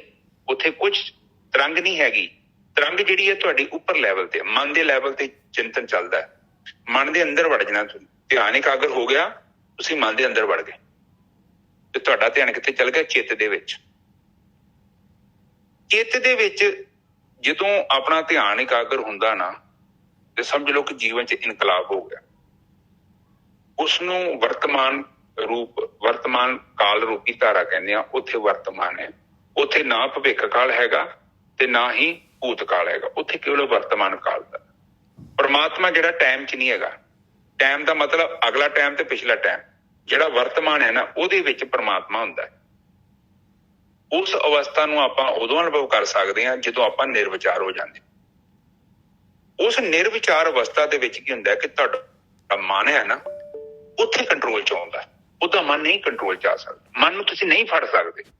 ਮਨ ਇੱਕ ਸ਼ਕਤੀ ਹੈ। ਤੁਸੀਂ ਭਗਤੀ 'ਚ ਬੈਠੇ, ਤੁਹਾਨੂੰ ਪਤਾ ਉਹਦਾ ਲੱਗਣਾ ਕਿ ਤੁਹਾਡੇ 15-20 ਮਿੰਟ ਲੰਘ ਗਏ। ਫਿਰ ਤੁਸੀਂ ਕਹਿਣਾ ਉਹ ਛੱਡ ਮਨਾ, ਮੈਂ ਤੇ ਸਾਧਨਾ ਤੇ ਬੈਠਾ, ਕਿਆ ਪਤਾ ਨਹੀਂ ਕਿੱਥੋਂ ਵਿਚਾਰ ਜਾ ਆ ਗਿਆ ਤੇ ਤੁਸੀਂ ਪੂਰੀ ਫਿਲਮ ਬਣਾ ਦਿੱਤੀ। ਠੀਕ ਹੈ ਨਿਜਰ ਸਾਹਿਬ? ਬਿਲਕੁਲ ਠੀਕ ਹੈ ਜੀ। ਇਹ ਸ਼ੁਰੂ 'ਚ ਤੁਹਾਨੂੰ ਏਦਾਂ ਦਾ ਅਨੁਭਵ ਹੋਣਾ। ਫਿਰ ਤੁਸੀਂ ਬਾਰ-ਬਾਰ ਧਿਆਨ 'ਚ ਬਹਿਣਾ ਤੇ ਹੌਲੀ-ਹੌਲੀ ਜਿਵੇਂ ਇੱਕ ਔਰਤ ਨੂੰ ਰੋਟੀ ਨਹੀਂ ਨਾ ਬਣਾਉਣੀ ਆਉਂਦੀ ਤੇ ਪਹਿਲਾਂ ਉਹ ਆਟਾ ਵੀ ਨਹੀਂ ਗੁੰਨਣਾ ਆਉਂਦਾ, ਜਦੋਂ ਹਰ ਦਿਨ ਪ੍ਰੈਕਟਿਸ ਕਰਦੀ ਹੈ 2-2 3-3 4-4 ਰੋਟੀਆਂ ਬਣਾਉਂਦੀ ਹੈ। ਪਹਿਲਾਂ ਤੇ ਉਹ ਮੰਮੀ ਆਪਣੀ ਨੂੰ ਕਹਿੰਦੀ ਕਿ ਮੰਮੀ ਏਦਾਂ ਮੈਨੂੰ ਕਰ ਆਟਾ ਦੇ, ਪੁਰਾਣਾ ਆਟਾ ਦੇ ਜਿਹੜਾ ਗੁੱਝਿਆ ਵਧੀਆ ਆਟਾ। ਫਿਰ ਉਹਨੂੰ ਉਹਦੇ ਨਾਲ ਰੋਟੀਆਂ ਬਣਾਉਂਦੀ ਹੈ। ਫਿਰ ਪ੍ਰੈਕਟਿਸ ਵੱਧਦੀ ਹੈ, ਫਿਰ ਉਹ ਆਪ ਵੀ ਆਟਾ ਗੁੰਨਦੀ ਹੈ ਤੇ ਉਹਦੇ ਨਾਲ ਰੋਟੀਆਂ ਪਕਾਉਂਦੀ। Practice make man perfect. ਤੁਸੀਂ ਜਦੋਂ ਧਿਆਨ ਤੇ ਬੈਠੇ, ਹਰ ਦਿਨ ਬਾਣੀ ਕਹਿੰਦੀ ਨਾ, ਖਾਲਸਾ ਕਰੇ ਨਿਤ ਮਨ ਜੰਗ। ਨਿਜ ਸਾਹਿਬ ਤੋਂ ਬੋਲ ਦੋ, ਖਾਲਸਾ ਸੋ ਜੋ ਕਰੇ ਨਿਤ ਜੰਗ। ਜੰਗ ਕਿਸੇ ਨਾਲ ਕਰਨੀ ਹੈ, ਉੱਥੇ ਕੋਈ ਫੌਜ ਥੋੜੀ ਹੈਗੀ ਹੈ। ਆਪਣੇ ਮਨ ਦੇ ਵਿਚਾਰਾਂ ਦੇ ਨਾਲ ਜੰਗ ਕਰਨੀ ਹੈ। ਉਸ ਫੌਜ ਨੂੰ ਦੇਖਣਾ, ਔਰ ਜਿਵੇਂ ਤੁਸੀਂ ਦੇਖਣਾ ਸ਼ੁਰੂ ਕਰਤਾ, ਤੁਹਾਨੂੰ ਗਿਆਨ ਹੋ ਜਾਣਾ। ਤੁਹਾਨੂੰ ਫਿਰ ਪਤਾ ਲੱਗਣਾ ਹੈ ਕਿ ਕਈ ਫਾਲਤੂ ਦੀਆਂ ਚੀਜ਼ਾਂ ਨੇ ਜਿਹੜੀਆਂ ਮੈਂ ਕਰ ਰਿਹਾ ਵਾਂ, ਜਿਹੜੀਆਂ ਗੈਰ ਜ਼ਰੂਰੀ ਆ। ਇਹਦਾ ਮਤਲਬ ਇਹ ਆ ਕਿ ਜਿਹੜਾ ਹਾਥੀ ਆ ਉਹਨੂੰ ਕੰਟਰੋਲ 'ਚ ਕਰਨ ਦਾ ਕੇਵਲ ਇਹ ਤਰੀਕਾ ਹੈ ਕਿ ਜਿਹੜੀਆਂ ਇਹਦੀਆਂ ਫਾਲਤੂ ਦੀਆਂ ਡਿਮਾਂਡਾਂ ਨੇ, ਕੇਵਲ ਭੋਗ ਵਿਲਾਸ ਕਰਾਉਣਾ ਚਾਹੁੰਦਾ ਹੈ ਤੁਹਾਨੂੰ, ਇਹਨੂੰ ਚੈੱਕ ਪੁਆਇੰਟ ਕਰੋ ਕਿ ਸੱਚੀ ਇਹਦਾ ਮੇਰੇ ਜੀਵਨ 'ਚ ਰੋਲ ਹੈਗਾ, ਇਹਦੇ ਫਾਲਤੂ ਤੇ ਨਹੀਂ ਕਰਾਈ ਜਾਂਦਾ ਮੇਰੇ ਤੋਂ। ਠੀਕ ਹੈ ਨਾ ਜੀ ਸਾਹਿਬ? ਬਿਲਕੁਲ। ਮਨ ਕਹਾਂ ਚਲੋ ਰਹੋ ਘਰੇ। ਬਸ ਆਹ ਕੁਐਸਚਨ ਹੈ, ਚੈੱਕ ਪੋਸਟ ਆ ਗਈ ਬਈ ਕਾਹਦੇ ਵਾਸਤੇ, ਕਿੱਧਰ ਨੂੰ ਜਾ ਰਿਹਾ, ਕੀ ਦੇਖ ਰਿਹਾ ਹੈ, ਕੀ ਸੁਣ ਰਿਹਾ ਹੈ, ਕੀ ਖਾ ਰਿਹਾ ਹੈ, ਕੀ ਚਾਹੀਦਾ ਤੈਨੂੰ, ਕਿਉਂ ਚਾਹੀਦਾ। ਹਾਂ, ਤੇ ਫਿਰ ਜਦੋਂ ਤੁਸੀਂ ਉੱਤੇ ਕੁਐਸਚਨ ਮਾਰਕ ਕੀਤਾ, ਹੁਣ ਬੱਚੇ ਕੋਈ ਡਿਮਾਂਡ ਮੰਗਦੇ ਨੇ, ਤੁਸੀਂ ਸਵਾਲ ਕਰਦੇ ਜੋ, ਉਹ ਪੁੱਤ ਕੀ ਕਰਨੇ ਪੈਸੇ। ਫਿਰ ਅਗਲਾ ਕਹਿੰਦਾ ਪਾਪਾ ਮੈਂ ਨਾ ਆਈਸਕ੍ਰੀਮ ਖਾਣੀ ਆ। ਉਹ ਪੁੱਤ ਆਈਸਕ੍ਰੀਮ ਨਾ ਖਾ, ਚੱਲ ਤੈਨੂੰ ਫਰੂਟ ਖਵਾ ਦਿੰਦਾ। ਪਰ ਜਦੋਂ ਸਾਡਾ ਮਨ ਏਦਾਂ ਦੀ ਡਿਮਾਂਡ ਕਰਦਾ, ਆਪਾਂ ਚੈੱਕ ਆਊਟ ਕਿਉਂ ਨਹੀਂ ਕਰਦੇ? ਉਦੋਂ ਚੈੱਕ ਪੁਆਇੰਟ ਕਿਉਂ ਨਹੀਂ ਕਰਦੇ ਕਿ ਮਨਾ ਇਹ ਤੇ ਤੂੰ something you asking very bad thing. Grant ਤੇ ਤੁਸੀਂ ਕਰਦੇ ਜੋ। ਹੁਣ ਮੈਨੇਜਰ ਸਾਈਨ ਕਰਦਾ ਚੈੱਕ ਤੇ, ਆਹ ਚੈੱਕ ਹੋ ਗਏ ਸਾਈਨ। ਹੁਣ ਚਰਨਜੀਤ ਦੇ ਮਨ ਨੇ ਕਿਹਾ ਤਾਂ ਚਰਨਜੀਤ ਚੱਲ ਆ ਭੋਗ ਵਿਲਾਸ ਕਰੀਏ, ਤੇ ਚਰਨਜੀਤ ਨੇ ਕਿਹਾ ਤਾਂ ਚੱਲ ਵੀ ਮੈਂ ਤੇ ਰੈਡੀ ਹਾਂ, ਮੈਂ ਤੇ ਵਿਹਲਾ ਬੈਗ 'ਚ ਕੱਪੜੇ ਪਾਏ ਆ। ਤੇ ਫਿਰ ਉਹ ਹਾਥੀ ਕਿੱਥੋਂ ਕੰਟਰੋਲ 'ਚ ਆਉਣਾ। ਠੀਕ ਹੈ ਜੀ? ਹਾਂਜੀ, ਅੱਗੇ ਚੱਲੀਏ ਜੀ। ਤੇ ਜੇ ਕੁੰਡੇ ਤੋਂ ਬਾਹਰ ਆਏਗਾ ਫਿਰ ਉੱਜੜ ਹੀ ਪਊਗਾ ਭਾਈ। ਫਿਰ ਸਮਾਂ 'ਚ ਨਿਕਲ ਜਾਣਾ, ਮਨੁੱਖੀ ਜੂਨਾ ਬਾਰੀ ਜਿਹੜੀ ਹੱਥੋਂ ਚਲੇ ਜਾਣੀ ਆ। ਤੇ ਇਸ ਤੋਂ ਅੱਗੇ ਪੌੜੀ ਹੈਗੀ ਆ, ਕਹਿੰਦੇ ਸਟਾਰਟ ਕਰਨੀ ਹੈ ਜਰਨੀ। ਤਿਸ ਆਗੇ ਅਰਦਾਸ ਕਰ, ਤਿਸ ਆਗੇ ਅਰਦਾਸ ਜਿਹਨੇ ਉਪਾਇਆ। ਕਹਿੰਦੇ ਜਿਹਨੇ ਮਾਲਕ ਨੇ ਬਣਾਇਆ ਆਪਾਂ ਨੂੰ, ਮਾਲਕ ਨੇ ਸੰਸਾਰ ਬਣਾਇਆ ਹੈ, ਕਾਹਦੇ ਵਾਸਤੇ ਇੰਨੇ ਜੀਵ 84 ਲੱਖ ਜੂਨਾਂ ਬਣਾਈਆਂ, ਕਿਉਂ ਭੇਜਦਾ ਹੈ, ਕੀ ਚਾਹੁੰਦਾ ਹੈ ਮਾਲਕ ਪਰਮਾਤਮਾ? ਉਹ ਕਹਿੰਦਾ ਹੈ ਕਿ ਭਾਈ ਤੂੰ ਜੋ ਹੈਗਾ ਨਾ, ਤੂੰ ਆਪਣੇ ਆਪ ਨੂੰ ਬੁੱਝ ਲਾ, ਬਸ ਆਹੀ ਗੇਮ ਹੈਗੀ। ਤੂੰ ਆਪਣੇ ਆਪ ਨੂੰ ਧਿਆਨ ਕਰ ਲਾ, ਆਪਣਾ ਧਿਆਨ ਕਰ। ਆਪਾਂ ਕਹਿੰਦੇ ਆ ਜੀ ਮਾਲਕ ਚਾਪਲੂਸ ਹੈ, ਉਹਦੀ ਭਗਤੀ ਕਰਨੀ, ਉਹਦਾ ਧਿਆਨ ਕਰਨਾ। ਕਿਉਂ ਕਰੀਏ ਉਹਦਾ ਧਿਆਨ? ਨਹੀਂ ਭਾਈ, ਮਾਲਕ ਦੀ ਭਗਤੀ ਨਹੀਂ ਕਰਨੀ, ਮਾਲਕ ਦਾ ਧਿਆਨ ਨਹੀਂ ਕਰਨਾ। ਧਿਆਨ ਤਾਂ ਆਪਣਾ ਕਰਨਾ ਹੈ ਆਪਾਂ ਨੇ। ਆਪਾਂ ਹੈ ਕੌਣ? ਆ ਸਰੀਰ ਥੋੜ੍ਹੀ ਨਾ ਹੈਗੇ ਆਪਾਂ ਜੋ ਆਤਮਾ ਹੈਗੇ ਉਹਦਾ ਧਿਆਨ ਕਰਨਾ ਹੈ, ਆਤਮਾ ਦਾ, ਆਪਣੇ ਆਪ ਦਾ ਧਿਆਨ ਕਰਨਾ ਹੈ ਆਪਾਂ ਨੇ। ਔਰ ਆਪ ਹੀ ਕਰ ਸਕਦੇ ਹਾਂ, ਹੋਰ ਕਿਹੜਾ ਕਰ ਸਕਦਾ ਹੈ ਆਪਣਾ ਧਿਆਨ? ਤੇ ਸਭ ਤੋਂ ਪਹਿਲਾਂ ਅਰਦਾਸ ਕਰ ਲਓ ਵੀ ਮਾਲਕਾ ਮੈਂ ਆ ਜਰਨੀ ਸ਼ੁਰੂ ਕਰਨਾ ਚਾਹੁੰਦਾ ਹੈ। ਫਿਰ ਸਤਿਗੁਰ ਆਪਣਾ ਸੇਵ ਸਭ ਫਲ ਪਾਇਆ। ਮਾਲਕ ਆਪੇ ਬ੍ਰਹਮ ਗਿਆਨ ਦਊਗਾ। ਉਹਦੀ ਡਿਊਟੀ ਹੈਗੀ ਆ। ਜਿਹੜਾ ਮਾਲਕ ਦੇ ਕੋਲ ਆਉਣਾ ਚਾਹੁੰਦਾ ਹੈ, ਮਾਲਕ ਦੀ ਜ਼ਿੰਮੇਵਾਰੀ ਹੈ ਭਾਈ ਰਸਤਾ ਦੱਸਿਆ ਉਹਨੂੰ। ਫਿਰ ਸਤਿਗੁਰੂ ਨੂੰ ਮਿਲਣ ਦੇ ਨਾਲ ਸਤਿਗੁਰੂ ਆਪਣਾ ਸੇਵ ਸਭ ਫਲ ਪਾਇਆ, ਸਾਰੇ ਫਲ ਪ੍ਰਾਪਤ ਹੋ ਜਾਂਦੇ ਆ। ਸਤਿਗੁਰੂ ਮਿਲੇ। ਸਤਿਗੁਰੂ ਕੀ ਆਪਾਂ ਨੂੰ ਕਹਿ ਰਿਹਾ? ਬਾਣੀ ਆਪਾਂ ਨੇ ਇੰਨੀ ਬਾਣੀ ਜਿਹੜੀ ਹੈਗੀ ਆਪਾਂ ਰੋਜ਼ ਦੇਖਦੇ ਹਾਂ। ਬਾਣੀ ਤਾਂ ਇੱਕੋ ਹੀ ਗੱਲ ਕਹਿੰਦੀ ਹੈ ਭਾਈ, ਬਈ ਆਪਣੇ ਵਿਚਾਰ ਬੰਦ ਕਰ, ਮਨ ਨੂੰ ਖੜਾ ਕਰ, ਆਪਣੇ ਅੰਦਰ ਵੜ। ਅੰਮ੍ਰਿਤ ਹਰ ਕਾ ਨਾਮ ਸਦਾ ਧਿਆਇਆ। ਤੇ ਇਹ ਅੰਮ੍ਰਿਤ ਹਰ ਕਾ ਨਾਮ ਪਰਮੇਸ਼ਰ ਦਾ ਨਾਮ। ਇਹ ਅੰਮ੍ਰਿਤ ਕੀ ਹੈ? ਨਾਮ ਕੀ ਹੈ? ਨੌਨਿਧ ਅੰਮ੍ਰਿਤ ਪ੍ਰਭ ਕਾ ਨਾਮ। ਪ੍ਰਭ ਕਾ ਨਾਮ ਦੇਹੀ ਮੈਂ ਇਸਕਾ ਵਿਸਰਾਮ। ਆਪਣੇ ਸਰੀਰ ਦੇ ਅੰਦਰ ਹੈਗਾ ਭਾਈ ਇੱਕ ਰਸ, ਅੰਮ੍ਰਿਤ ਰਸ ਹੈਗਾ, ਅਮਰ ਕਰ ਦੇਗਾ। ਬਾਕੀ ਜਿਹੜੇ ਹੈਗੇ ਹਜ਼ਾਰਾਂ ਹੀ ਰਸ ਦੂਸਰੇ ਪਏ ਹੋਏ। ਸੰਤ ਜਨਾਂ ਕੇ ਸੰਗ ਦੁੱਖ ਮਿਟਾਇਆ। ਔਰ ਜਨਮ ਮਰਨ ਦਾ ਦੁੱਖ, ਇਹ ਸੰਸਾਰ ਦਾ ਦੁੱਖ, ਬਾਰ-ਬਾਰ ਜੂਨਾਂ ਦਾ ਦੁੱਖ, ਇਹ ਜਿਹੜਾ ਮਿਟ ਜਾਂਦਾ ਹੈ ਭਾਈ ਇਹ ਸੰਤ ਜਨਾਂ ਦੀ ਸੰਗਤ ਕਰਨ ਦੇ ਨਾਲ, ਸਾਧ ਸੰਗਤ ਕਰਨ ਦੇ ਨਾਲ। ਨਾਨਕ ਭਏ ਅਚਿੰਤ ਹਰ ਧਨ ਨਿਹਚਲ ਆਇਆ। ਕਹਿੰਦੇ ਭਾਈ ਆ ਦੇਖੋ ਹੁਣ ਹਰ ਤਨ ਕਿਹਨੂੰ ਕਰੀ? ਬਾਣੀ ਬਾਰ-ਬਾਰ ਕਹਿੰਦੀ ਹੈ ਵੀ ਹਰ ਤਨ ਲਿਆ, ਹਰ ਤਨ ਲਿਆ, ਹਰ ਤਨ ਇਕੱਠਾ ਕਰ, ਤੇ ਤਾਂ ਜਿਹੜਾ ਹੈਗਾ ਤੇਰੇ ਅੰਦਰ ਉਹ ਨਾਮ ਪਦਾਰਥ ਤੈਨੂੰ ਮਿਲੇਗਾ। ਹਰ ਤਨ ਹੈਗਾ ਭਾਈ ਨਿਰਵਿਚਾਰ ਹੋਣਾ, ਇਹਨੂੰ ਹਰ ਤਨ ਕਹਿੰਦੀ ਆ। ਅੱਜ ਜਿਹੜਾ ਬਾਣੀ ਇਸ ਜਗ੍ਹਾ ਦੇ ਉੱਤੇ ਦੱਸ ਰਹੀ ਹੈ, ਨਾਨਕ ਪਏ ਅਚਿੰਤ ਹਰ ਤਨ ਨਿਹਚਲ ਆਇਆ। ਨਿਹਚਲ ਹੋ ਗਏ ਤੇ ਹਰ ਤਨ ਮਿਲ ਗਿਆ ਭਾਈ। ਆਹੀ ਧਨ ਇਕੱਠਾ ਕਰਨਾ ਹੈ ਤੇ ਇਹਦੇ ਨਾਲ ਹੀ ਜਿਹੜਾ ਹੈਗਾ ਆਪਣਾ ਜਿਹੜਾ ਹੈ ਦਸਮ ਦੁਆਰ ਖੁੱਲ੍ਹਣਾ ਹੈ। ਇਹਦੇ ਨਾਲ ਹੀ ਜਿਹੜਾ ਹੈ ਅੰਮ੍ਰਿਤ ਰਸ ਆਉਣਾ ਹੈ। ਇਹਦੇ ਨਾਲ ਹੀ ਆਤਮ ਦਰਸ਼ਨ ਹੋਣੇ ਹੈ। ਇਹਦੇ ਨਾਲ ਹੀ ਪਰਮਾਤਮ ਦਰਸ਼ਨ ਹੋਣੇ। ਹਾਂਜੀ ਵੀਰ ਜੀ। ਹਾਂਜੀ ਠੀਕ ਹੈ ਸਾਧ ਸੰਗਤ ਜੀ। ਦੇਖੋ ਪਹਿਲਾਂ ਤੇ ਉਹ ਕਹਿ ਰਹੇ ਨੇ ਟਾਈਮ ਹੈਗਾ ਆਪਣੇ 1 ਮਿੰਟ ਲੱਗੇਗਾ। ਆਪ ਜੀ ਨੂੰ ਪਹਿਲਾਂ ਵੀ ਕਿਹਾ ਸੀ ਨਾ, ਵੇਖੋ ਬਾਣੀ ਨੇ ਤਸਦੀਕ ਕੀਤਾ ਤਿਸ ਆ ਕੇ ਅਰਦਾਸ ਜਿਹਨੂੰ ਪਾਇਆ। ਅਰਦਾਸ ਕਰਨੀ ਪੈਣੀ ਹੈ ਜੈਸਾ ਉਹਦਾ ਤੇ ਕੰਮ ਨਹੀਂ ਸ਼ੁਰੂ ਹੋਣਾ। ਬਿਲਕੁਲ ਬਈ ਪਤਾ ਤਾਂ ਲੱਗਿਆ ਆਪਾਂ ਜਿਹੜੇ ਹੈਗੇ ਰੈਡੀ ਹੈਗੇ ਆ। ਸਟੂਡੈਂਟ ਹੱਥ ਤੇ ਖੜਾ ਕਰੇ ਨਾ ਕਿ ਨਿੱਜਰ ਸਾਹਿਬ ਕੀ ਘੰਟਾ ਮੈਨੂੰ ਵੱਖਰਾ ਪੜਾਓ ਭਾਈ, ਮੈਂ ਆਉਣਾ ਚਾਹੁੰਦਾ। ਫਿਰ ਨਿੱਜਰ ਸਾਹਿਬ ਵੀ ਸੋਚਣਗੇ ਕਿ ਚਰਚ ਨੂੰ ਕਦੋਂ ਪੜਾਉਣਾ, ਮੈਂ ਟਾਈਮ ਕਿਹੜਾ ਕੱਢੀਏ, ਸਕੈਜੂਲ ਕਰੀਏ। ਬਿਲਕੁਲ। ਤੇ ਇਹ ਕਹਿੰਦੇ ਸਭ ਤੋਂ ਪਹਿਲਾਂ ਵੀ ਤੁਹਾਨੂੰ ਅਰਦਾਸ ਕਰਨੀ ਪੈਣੀ ਹੈ, ਕਿਉਂਕਿ ਉਹਨੂੰ ਉਹ ਵੀ ਅਰਦਾਸ ਆਪ ਜੀ ਨੂੰ ਮੈਂ ਪਹਿਲਾਂ ਵੀ ਸਮਝਾਇਆ, ਉਹ ਅਰਦਾਸ ਸਿੰਪਲ ਨਹੀਂ ਹੋਵੇਗੀ, ਉਹ ਡੰਡੌਤ ਕਰਕੇ ਹੀ ਹੋਣੀ ਆ। ਹੋਰ ਕੋਈ ਤਰੀਕਾ ਨਹੀਂ। ਸਿੰਪਲ ਅਰਦਾਸ ਤੁਸੀਂ ਪਦਾਰਥ ਬਦੌਲਤ ਮੰਗ ਸਕਦੇ ਹੋ। ਉਹ ਤੁਸੀਂ ਕਮਰੇ 'ਚ ਬਹਿ ਕੇ ਲੰਮੇ ਪੈ ਕੇ ਧਰਤੀ ਤੇ ਇੱਕੋ ਵਾਰੀ ਅਰਦਾਸ ਕਰਨੀ ਆ। Second time no need to repeat. ਉਹ ਪਰਮਾਤਮਾ ਹੈ, ਕੋਈ ਚਰਨਜੀਤ ਨਹੀਂ ਹੈ। ਅੱਜ ਮੇਰੇ ਮੁੰਡੇ ਨੇ ਕਿਹਾ ਕਿ ਪਾਪਾ ਪਰਸ ਲੈ ਕੇ ਆ, ਮੈਂ ਤੂੰ 10 ਵਾਰੀ ਕਿਹਾ ਮੈਂ ਲੈ ਕੇ ਆਊਂਗਾ ਪਰ ਮੈਂ ਭੁੱਲ ਗਿਆ। ਪਰਮਾਤਮਾ ਏਦਾਂ ਨਹੀਂ ਭੁੱਲਦਾ। ਤੁਸੀਂ ਅਰਦਾਸ ਕਰਤੀ, ਚੈੱਕ ਆਊਟ ਹੋ ਗਿਆ, ਫਿਰ ਤੁਹਾਡੇ ਲਈ ਉਹ ਗਿਆਨ ਵੀ ਆ ਜਾਏਗਾ। ਹੁਣ ਪਤਾ ਨਹੀਂ ਤੁਸੀਂ ਅਰਦਾਸ ਕਿਸ ਲੈਵਲ ਦੀ ਕੀਤੀ ਆ, ਇਹ ਵੀ ਫਰਕ ਹੈ ਨਜਰ ਸਾਹਿਬ। ਬਿਲਕੁਲ। ਜੇ ਤੁਸੀਂ ਸੀਰੀਅਸ ਅਰਦਾਸ ਕਰਤੀ ਹੈ ਨਾ ਤੇ ਗਿਆਨ ਆ ਜਾਏ। ਡਿਮਾਂਡ ਐਂਡ ਸਪਲਾਈ, ਤੁਸੀਂ ਜੋ ਮੰਗੋਗੇ ਮਿਲੇਗਾ। ਇਸ ਪ੍ਰਕਿਰਤੀ ਦੇ ਵਿੱਚ ਏਦਾਂ ਦਾ ਸਿਸਟਮ ਹੈਗਾ। ਠੀਕ ਹੈ ਜੀ। ਤੁਸੀਂ ਨਾਮ ਮੰਗਿਆ ਤੇ ਨਾਮ ਮਿਲ ਜਾਏਗਾ ਜੀ। ਫਿਰ ਕਹਿੰਦੇ ਆ ਕਿ ਸਤਿਗੁਰ ਆਪਣਾ ਸੇਵ ਸਭ ਫਲ ਪਾਇਆ। ਬਸ ਮਿਲ ਗਿਆ ਸਤਿਗੁਰੂ, ਸਹੀ ਡਾਇਰੈਕਸ਼ਨ ਮਿਲ ਗਈ ਤੇ ਗੁਰੂ ਨੇ ਜੋ ਭਗਤੀ ਕਰਨ ਦਾ ਗੱਲ ਕੀਤੀ, ਭਗਤੀ ਕਰ ਲਈ। ਸੇਵ ਕਹਿੰਦੇ ਆ ਸੇਵਾ ਕਰਕੇ, ਭਗਤੀ ਕਰਕੇ ਸਭ ਫਲ ਪਾਇਆ। ਉਹ ਅੰਮ੍ਰਿਤ ਫਲ ਪਾ ਲਿਆ। ਹਾਂ, ਫਿਰ ਅਰਦਾਸ ਕਰ ਦੋ। ਫਿਰ ਅਰਦਾਸ ਕੀਤੀ ਤੇ ਨਾਲ ਤੁਹਾਨੂੰ ਗਿਆਨ ਵਾਲਾ ਕੋਈ ਨਾ ਕੋਈ ਆ ਜਾਣਾ ਵਾ ਤੁਹਾਡੇ ਕੋਲ, ਕੋਈ ਸੋਰਸ। ਫਿਰ ਉਹ ਸੋਰਸ ਨੇ ਜੋ ਕਹਿਣਾ ਕਰਨਾ ਤੇ ਨਹੀਂ ਕਰਨਾ, ਉਹਦੇ 'ਚ ਫੈਸਲਾ ਕਰਕੇ ਬੁਰਾਈ ਨੂੰ ਛੱਡ ਦੋ, ਚੰਗਿਆਈ ਨੂੰ ਫੜ ਲਓ ਬਸ। ਤੇ ਫਿਰ ਕੀ ਸਭ ਫਲ ਸਾਰਾ ਕੁਝ ਤੁਹਾਨੂੰ ਮਿਲ ਜਾਣਾ। ਉਹ ਪਰਮਾਤਮਾ ਹੀ ਮਿਲ ਜਾਣਾ ਤੇ ਬਾਕੀ ਕੀ ਰਹਿ ਗਿਆ? ਕੁਛ ਵੀ ਨਹੀਂ। ਫਿਰ ਅਗਲੇ ਬੰਨੇ ਕਹਿੰਦੇ ਅੰਮ੍ਰਿਤ ਹਰ ਕਾ ਨਾਮ ਸਦਾ ਤੇ। ਬਸ ਧਿਆਇਆ ਉਧਰ ਨੂੰ ਸਵਾਸ ਚੱਲ ਰਹੇ। ਹੁਣ ਨਾਮ ਧਨ ਇਕੱਠਾ ਹੋ ਰਿਹਾ ਹੈ। ਹੁਣ ਜਿਹੜੇ ਹੈਗੇ ਆਪਣੇ ਵਿਚਾਰ ਬੰਦ ਕਰ ਰਹੇ ਆ, ਨਿਰਵਿਚਾਰ ਹੋ ਰਹੇ ਆ ਤੇ ਇਹਨੂੰ ਬਾਣੀ ਕਹਿੰਦੀ ਹੈ ਨਾਮ ਧਨ ਹੈ ਭਾਈ। ਹਾਂ ਨਾਮ ਧਨ ਕੋਈ ਬੰਦਾ ਤੁਹਾਨੂੰ ਕਹਿ ਦੇ ਕਿ ਇੱਥੇ ਆ ਫਲਾਣਾ ਫਲਾਣਾ ਅੱਖਰ ਬੋਲੀ ਜਾਓ, ਉੱਚੀ ਉੱਚੀ ਬੋਲੋ, ਉਹ ਨਾਮ ਧਨ ਨਹੀਂ ਹੈਗਾ। ਨਾਮ ਧਨ ਥੱਲੇ ਲਿਖਿਆ ਕਲੈਰੀਫਾਈ ਕਰਕੇ ਬਾਣੀ, ਕਨਫਿਊਜ਼ਨ ਕ੍ਰੀਏਟ ਨਹੀਂ ਹੁੰਦੀ। ਨੇਚਰ ਹਾਂ ਜਿੱਥੇ ਸਭ ਕੁਝ ਰੁਕ ਜਾਂਦਾ ਹੈ ਨਾ, ਇੱਕ ਤੇ ਚੱਲ ਹੁੰਦਾ, ਇੱਕ ਨੇਚਰ ਹੈ ਨਾ ਨਿਜਰ ਸਾਹਿਬ। ਬਿਲਕੁਲ। ਤੇ ਹੁਣ ਆਪਣੇ ਆਪ ਨੂੰ ਇਹ ਤੁਸੀਂ ਕਨਵਿੰਸ ਕਰਨਾ ਹੈ, ਇਹ ਤੁਹਾਡਾ ਫੈਸਲਾ ਹੈ, ਇਹਦੇ ਚ ਆਪਾਂ ਕੁਝ ਨਹੀਂ ਕਰ ਸਕਦੇ। ਠੀਕ ਹੈ ਜੀ, ਬਾਣੀ ਵੀ ਇਹੋ ਕਹਿੰਦੀ ਹੈ, ਇਹ ਤੇਰਾ ਆਪਣਾ ਇੰਡੀਵਿਜੂਅਲ ਫੈਸਲਾ ਹੈ, ਤੂੰ ਕਰਨਾ ਕਿ ਨਹੀਂ ਕਰਨਾ। ਕਬੀਰ ਸਾਹਿਬ ਵਾਂਗੂ ਤੇ ਬਾਣੀ ਤੇ ਕਹਿੰਦੀ ਜਦ ਦੇਖਿਆ ਬੇੜਾ ਜਰਜਰਾ ਉਹ ਉਤਰ ਗਿਆ ਪਚਾਕ, ਤੂੰ ਉਤਰਨਾ ਕਿ ਨਹੀਂ ਉਤਰਨਾ। ਪਰ ਜਿੰਨਾ ਚਿਰ ਤੱਕ ਤੂੰ ਗਲਤ ਬੱਸ 'ਚ ਬੈਠਾ ਤੇ ਨਵਾਂ ਸਫ਼ਰ ਸ਼ੁਰੂ ਨਹੀਂ ਹੋਣਾ। ਨਿਜਰ ਸਾਹਿਬ ਇਹ ਬੜਾ ਪੁਆਇੰਟ ਹੈਗਾ ਜੀ। ਬਿਲਕੁਲ ਸਹੀ ਗੱਲ ਹੈ, ਬਿਲਕੁਲ ਸਹੀ। ਜਦ ਆਪਾਂ ਜਾਈ ਜਿਹੜੇ ਹੈਗੇ ਆ ਦੂਸਰੇ ਪਾਸੇ ਨੂੰ ਰਹੇ ਆ, ਆਪੋਜ਼ਿਟ ਜਾ ਰਹੇ ਆ, ਤੇ ਆ ਜਿਹੜੀ ਆ ਸਟੇਸ਼ਨ ਕਿੱਧਰੋਂ ਆ ਜਾਊਗਾ ਭਾਈ? ਨੇਚਰ ਵਾਲਾ ਸਟੇਸ਼ਨ ਕਿੱਧਰੋਂ ਆ ਜਾਊਗਾ? ਹਾਂ ਇਹ ਨਹੀਂ ਗੱਲ ਬਣੇਗੀ। ਭਾਵੇਂ ਤੁਸੀਂ ਇੱਥੇ ਸੰਗਤ ਕਰੀ ਜਾਓ, ਭਾਵੇਂ ਤੂੰ ਕਿੱਥੇ ਮਰਜ਼ੀ ਸੰਗਤ ਕਰ ਲਓ, ਪਰ ਜਿੰਨਾ ਚਿਰ ਤੱਕ ਤੁਸੀਂ ਬੱਸ 'ਚ ਨਾ ਉਤਰੇ ਨਵਾਂ ਸਫ਼ਰ ਨਹੀਂ ਜੇ ਸ਼ੁਰੂ ਹੋਣਾ। ਜਾਓਗੇ ਪਰ ਇੱਕ ਜਗ੍ਹਾ ਤੇ ਜਾ ਕੇ ਰੁਕ ਜਾਣਾ, ਬਸ ਇੰਨਾ ਹੀ ਕੰਮ ਹੋਣਾ। ਠੀਕ ਹੈ ਜੀ।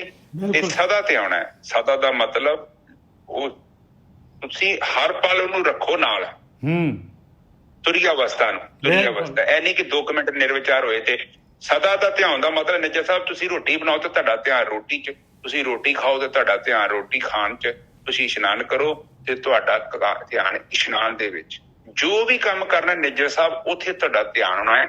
ਇਹੋ ਹੀ ਧਿਆਇਆ, ਸਦਾ ਧਿਆਏ ਦਾ ਮਤਲਬ ਹਰ ਪਲ ਤੁਸੀਂ ਵਰਤਮਾਨ ਕਾਲ ਦੇ ਵਿੱਚ ਹੀ ਜੀਵਨ ਬਤੀਤ ਕਰਨਾ, ਨਾ ਅੱਗੇ ਜਾਣ ਤੇ ਨਾ ਪਿੱਛੇ ਹੋਣਾ। ਠੀਕ ਹੈ ਨਿਜਰ ਸਾਹਿਬ ਜੀ? ਬਿਲਕੁਲ ਸਹੀ ਹੈ ਗੁਰਕੀ ਸਾਹਿਬ। ਜੋ ਆਪਾਂ ਕੰਮ ਕਰ ਰਹੇ ਆ ਉਸੇ ਨੂੰ ਉਸ ਦਿਮਾਗ 'ਚ ਹੋਣਾ ਚਾਹੀਦਾ।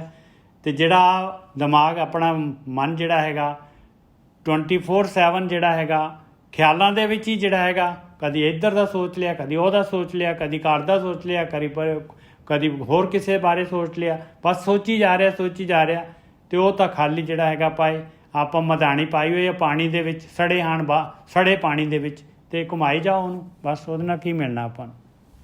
ਹਾਂ ਇਹ ਨਿਰਵਿਚਾਰ ਅਵਸਥਾ, ਇਹਦੇ ਗਿਆਨੀ ਬਹੁਤ ਘੱਟ ਨੇ ਸੰਸਾਰ, ਜ਼ਿਆਦਾ ਲੋਕ ਨਹੀਂ ਹੋਣ, ਕਿਉਂਕਿ ਇਹਦੀ ਕੀਮਤ ਹੈ ਫ੍ਰੀ 'ਚ ਨਹੀਂ ਮਿਲਦੀ।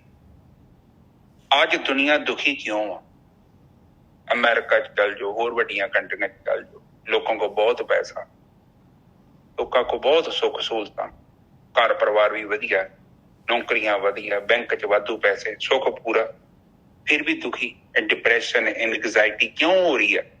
ਇਹਦਾ ਕਾਰਨ ਕੀ ਹੈ ਕਿ ਉਹਨਾਂ ਨੇ ਸਰੀਰ ਦੇ ਜਿੰਨੇ ਵੀ ਸੁੱਖ ਸਹੂਲਤਾਂ ਇਕੱਠੀਆਂ ਕਰ ਲਈਆਂ, ਪਰ ਮਨ ਦੇ ਵੱਲ ਧਿਆਨ ਨਹੀਂ ਦਿੱਤਾ। ਹੁਣ ਮਨ ਕੀ ਹੋ ਗਿਆ? ਮਨ ਬਿਮਾਰ ਹੋ ਗਿਆ। ਬਸ ਗੱਡੀ ਭਜਾਈ ਜਾਂਦੇ ਆ ਬਸ ਉਹ ਕਿਵੇਂ ਰੁਕੂਗੇ ਹੁਣ? ਹਾਂ ਮਨ ਕਹਿੰਦੇ ਨਾ ਕਿ ਕਰ ਇਸ਼ਨਾਨ ਸਿਮਰ ਪ੍ਰਭ ਆਪਣਾ ਤੇ ਮਨ ਤਨ ਪਿਆ ਅਰੋਗਾ। ਬਾਣੀ ਚ ਫਿਰ ਵੀ ਕਿਹਾ ਜੋ ਜੋ ਦਿਸੇ ਸੋ ਸੋ ਰੋਗ ਰਹਿਤ ਮੇਰਾ ਸਤਿਗੁਰੂ। ਜਿਹੜਾ ਰੋਗੀ ਹਰ ਕੋਈ ਇਨਸਾਨ ਹੈ ਜਿਹੜਾ ਦਿਖਦਾ ਹੈ। ਸਿਗਮੰਡ ਫਰਾਡ ਕੀ ਕਹਿੰਦਾ ਹੈ ਕਿ 10 ਬੰਦਿਆਂ ਚੋਂ 7 ਬੰਦੇ ਬਿਮਾਰ ਨੇ, ਤੇ ਗੁਰੂ ਨਾਨਕ ਪਾਤਸ਼ਾਹ ਕਹਿੰਦੇ 10 ਦੇ ਵਿੱਚੋਂ 10 ਹੀ ਬਿਮਾਰ ਨੇ। ਫਰਕ ਪੈ ਗਿਆ। ਵੇਖੋ ਗੁਰੂ ਨਾਨਕ ਪਾਤਸ਼ਾਹ ਉਹ ਪ੍ਰੈਡਿਕਸ਼ਨ ਕਰ ਗਏ ਸੀ, ਤੇ ਇਹ ਮਨ ਬਿਮਾਰ ਹੈ ਆਪਣੇ। ਠੀਕ ਹੈ ਜੀ। ਫਿਰ ਕਹਿੰਦੇ ਸੰਤ ਜਨਾ ਕੇ ਸੰਗ ਦੁੱਖ ਮਿਟਾਇਆ। ਤੇ ਫਿਰ ਇਹ ਜਿਹੜੇ ਗੁਰੂਆਂ ਦੀ ਆਪਾਂ ਬਾਣੀ ਪੜ੍ਹਦੇ ਹਾਂ, ਫਿਰ ਇਹਨੂੰ ਜਦੋਂ ਆਪਣਾ ਜੀਵਨ ਚ ਲੈ ਕੇ ਆਵਾਂਗੇ, ਫਿਰ ਸਾਡੇ ਦੁੱਖ ਮਿਟ ਜਾਣੇ ਆ। ਕਿ ਦੁੱਖ ਕਿਉਂ ਨੇ? ਕਿਉਂਕਿ ਸਾਡਾ ਮਨ ਮੁਰਦੇ ਵਿਚਾਰਾਂ ਦੇ ਵਿੱਚ ਚੱਲ ਜਾਂਦਾ ਹੈ। ਜੋ ਗੱਲ ਪਹਿਲਾਂ ਬੀਤ ਚੁੱਕੀ ਹੈ, ਜੋ ਚੀਜ਼ ਨਹੀਂ ਹੋਣੀ, ਉੱਥੇ ਪਹੁੰਚ ਜਾਂਦਾ ਹੈ। ਪਰ ਏਦਾਂ ਕੀ ਕਰਦਾ ਹੈ ਕਿ ਇਹਦੇ ਦੁੱਖਾਂ ਦਾ ਕਾਰਨ ਕੀ ਹੈ? ਇਹ ਵਰਤਮਾਨ ਕਾਲ ਜਿਹੜਾ ਨਿਰਮਲ ਹੈ ਧਾਰਾ, ਉਹਨੂੰ ਛੱਡ ਕੇ ਪਿੱਛੇ ਚੱਲ ਜਾਂਦਾ। ਫਿਰ ਤੁਸੀਂ ਵੇਖੋ ਤੁਹਾਡਾ ਸਾਰਾ ਦਿਨ ਜਿਹੜਾ ਨਾ ਕੇਵਲ ਫਾਲਤੂ ਦੀਆਂ ਗੱਲਾਂ ਨੂੰ ਯਾਦ ਕਰਕੇ ਵਿੱਚ ਗੁਜ਼ਰ ਰਿਹਾ। ਤਾਂਹੀਓ ਤਾਂ ਆਪਾਂ ਦੁਖੀ ਹਾਂ। ਹੋਰ ਦੁੱਖਾਂ ਦਾ ਕਾਰਨ ਕੀ ਹੈ?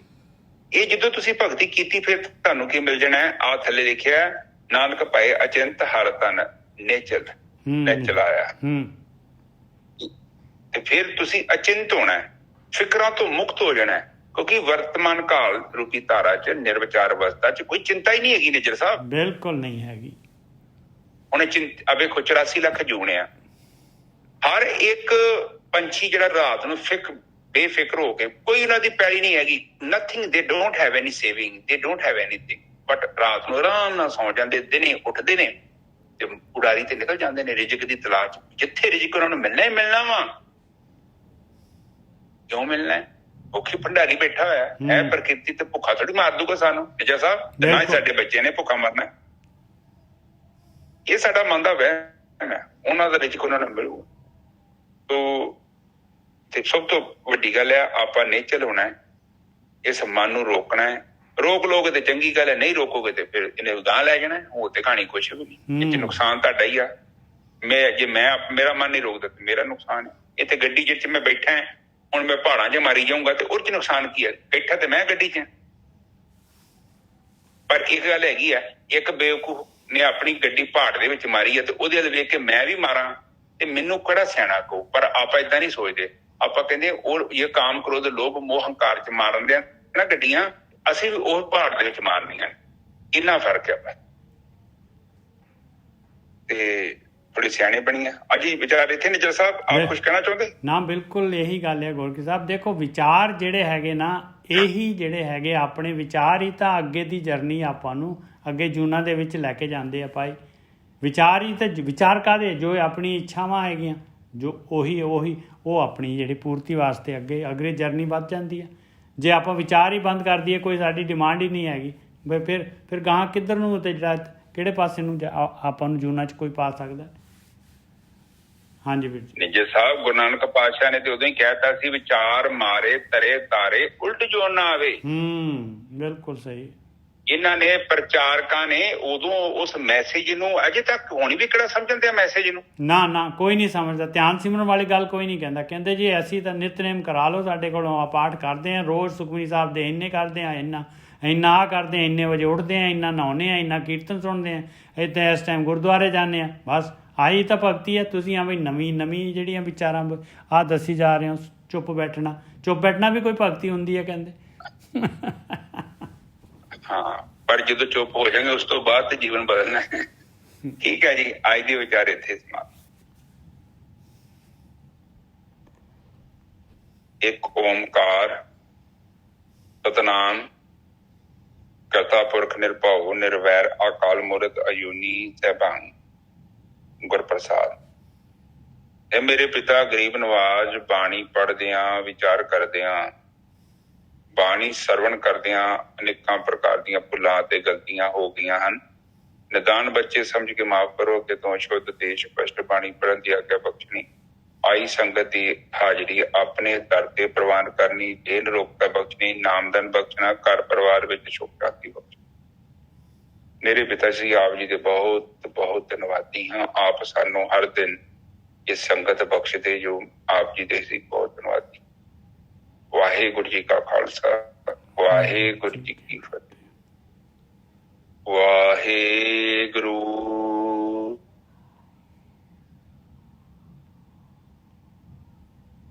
ਵਾਹਿਗੁਰੂ।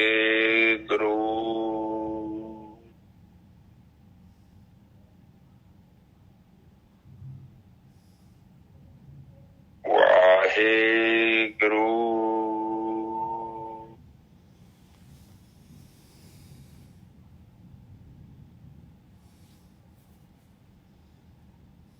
ਵਾਹਿਗੁਰੂ।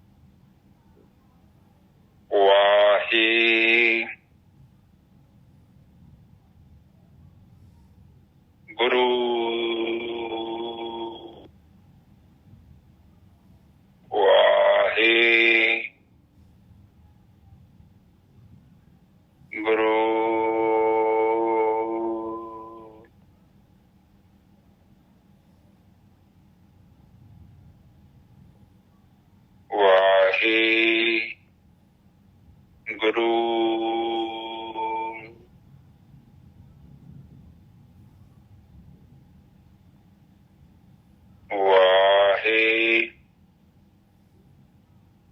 ਵਾਹਿਗੁਰੂ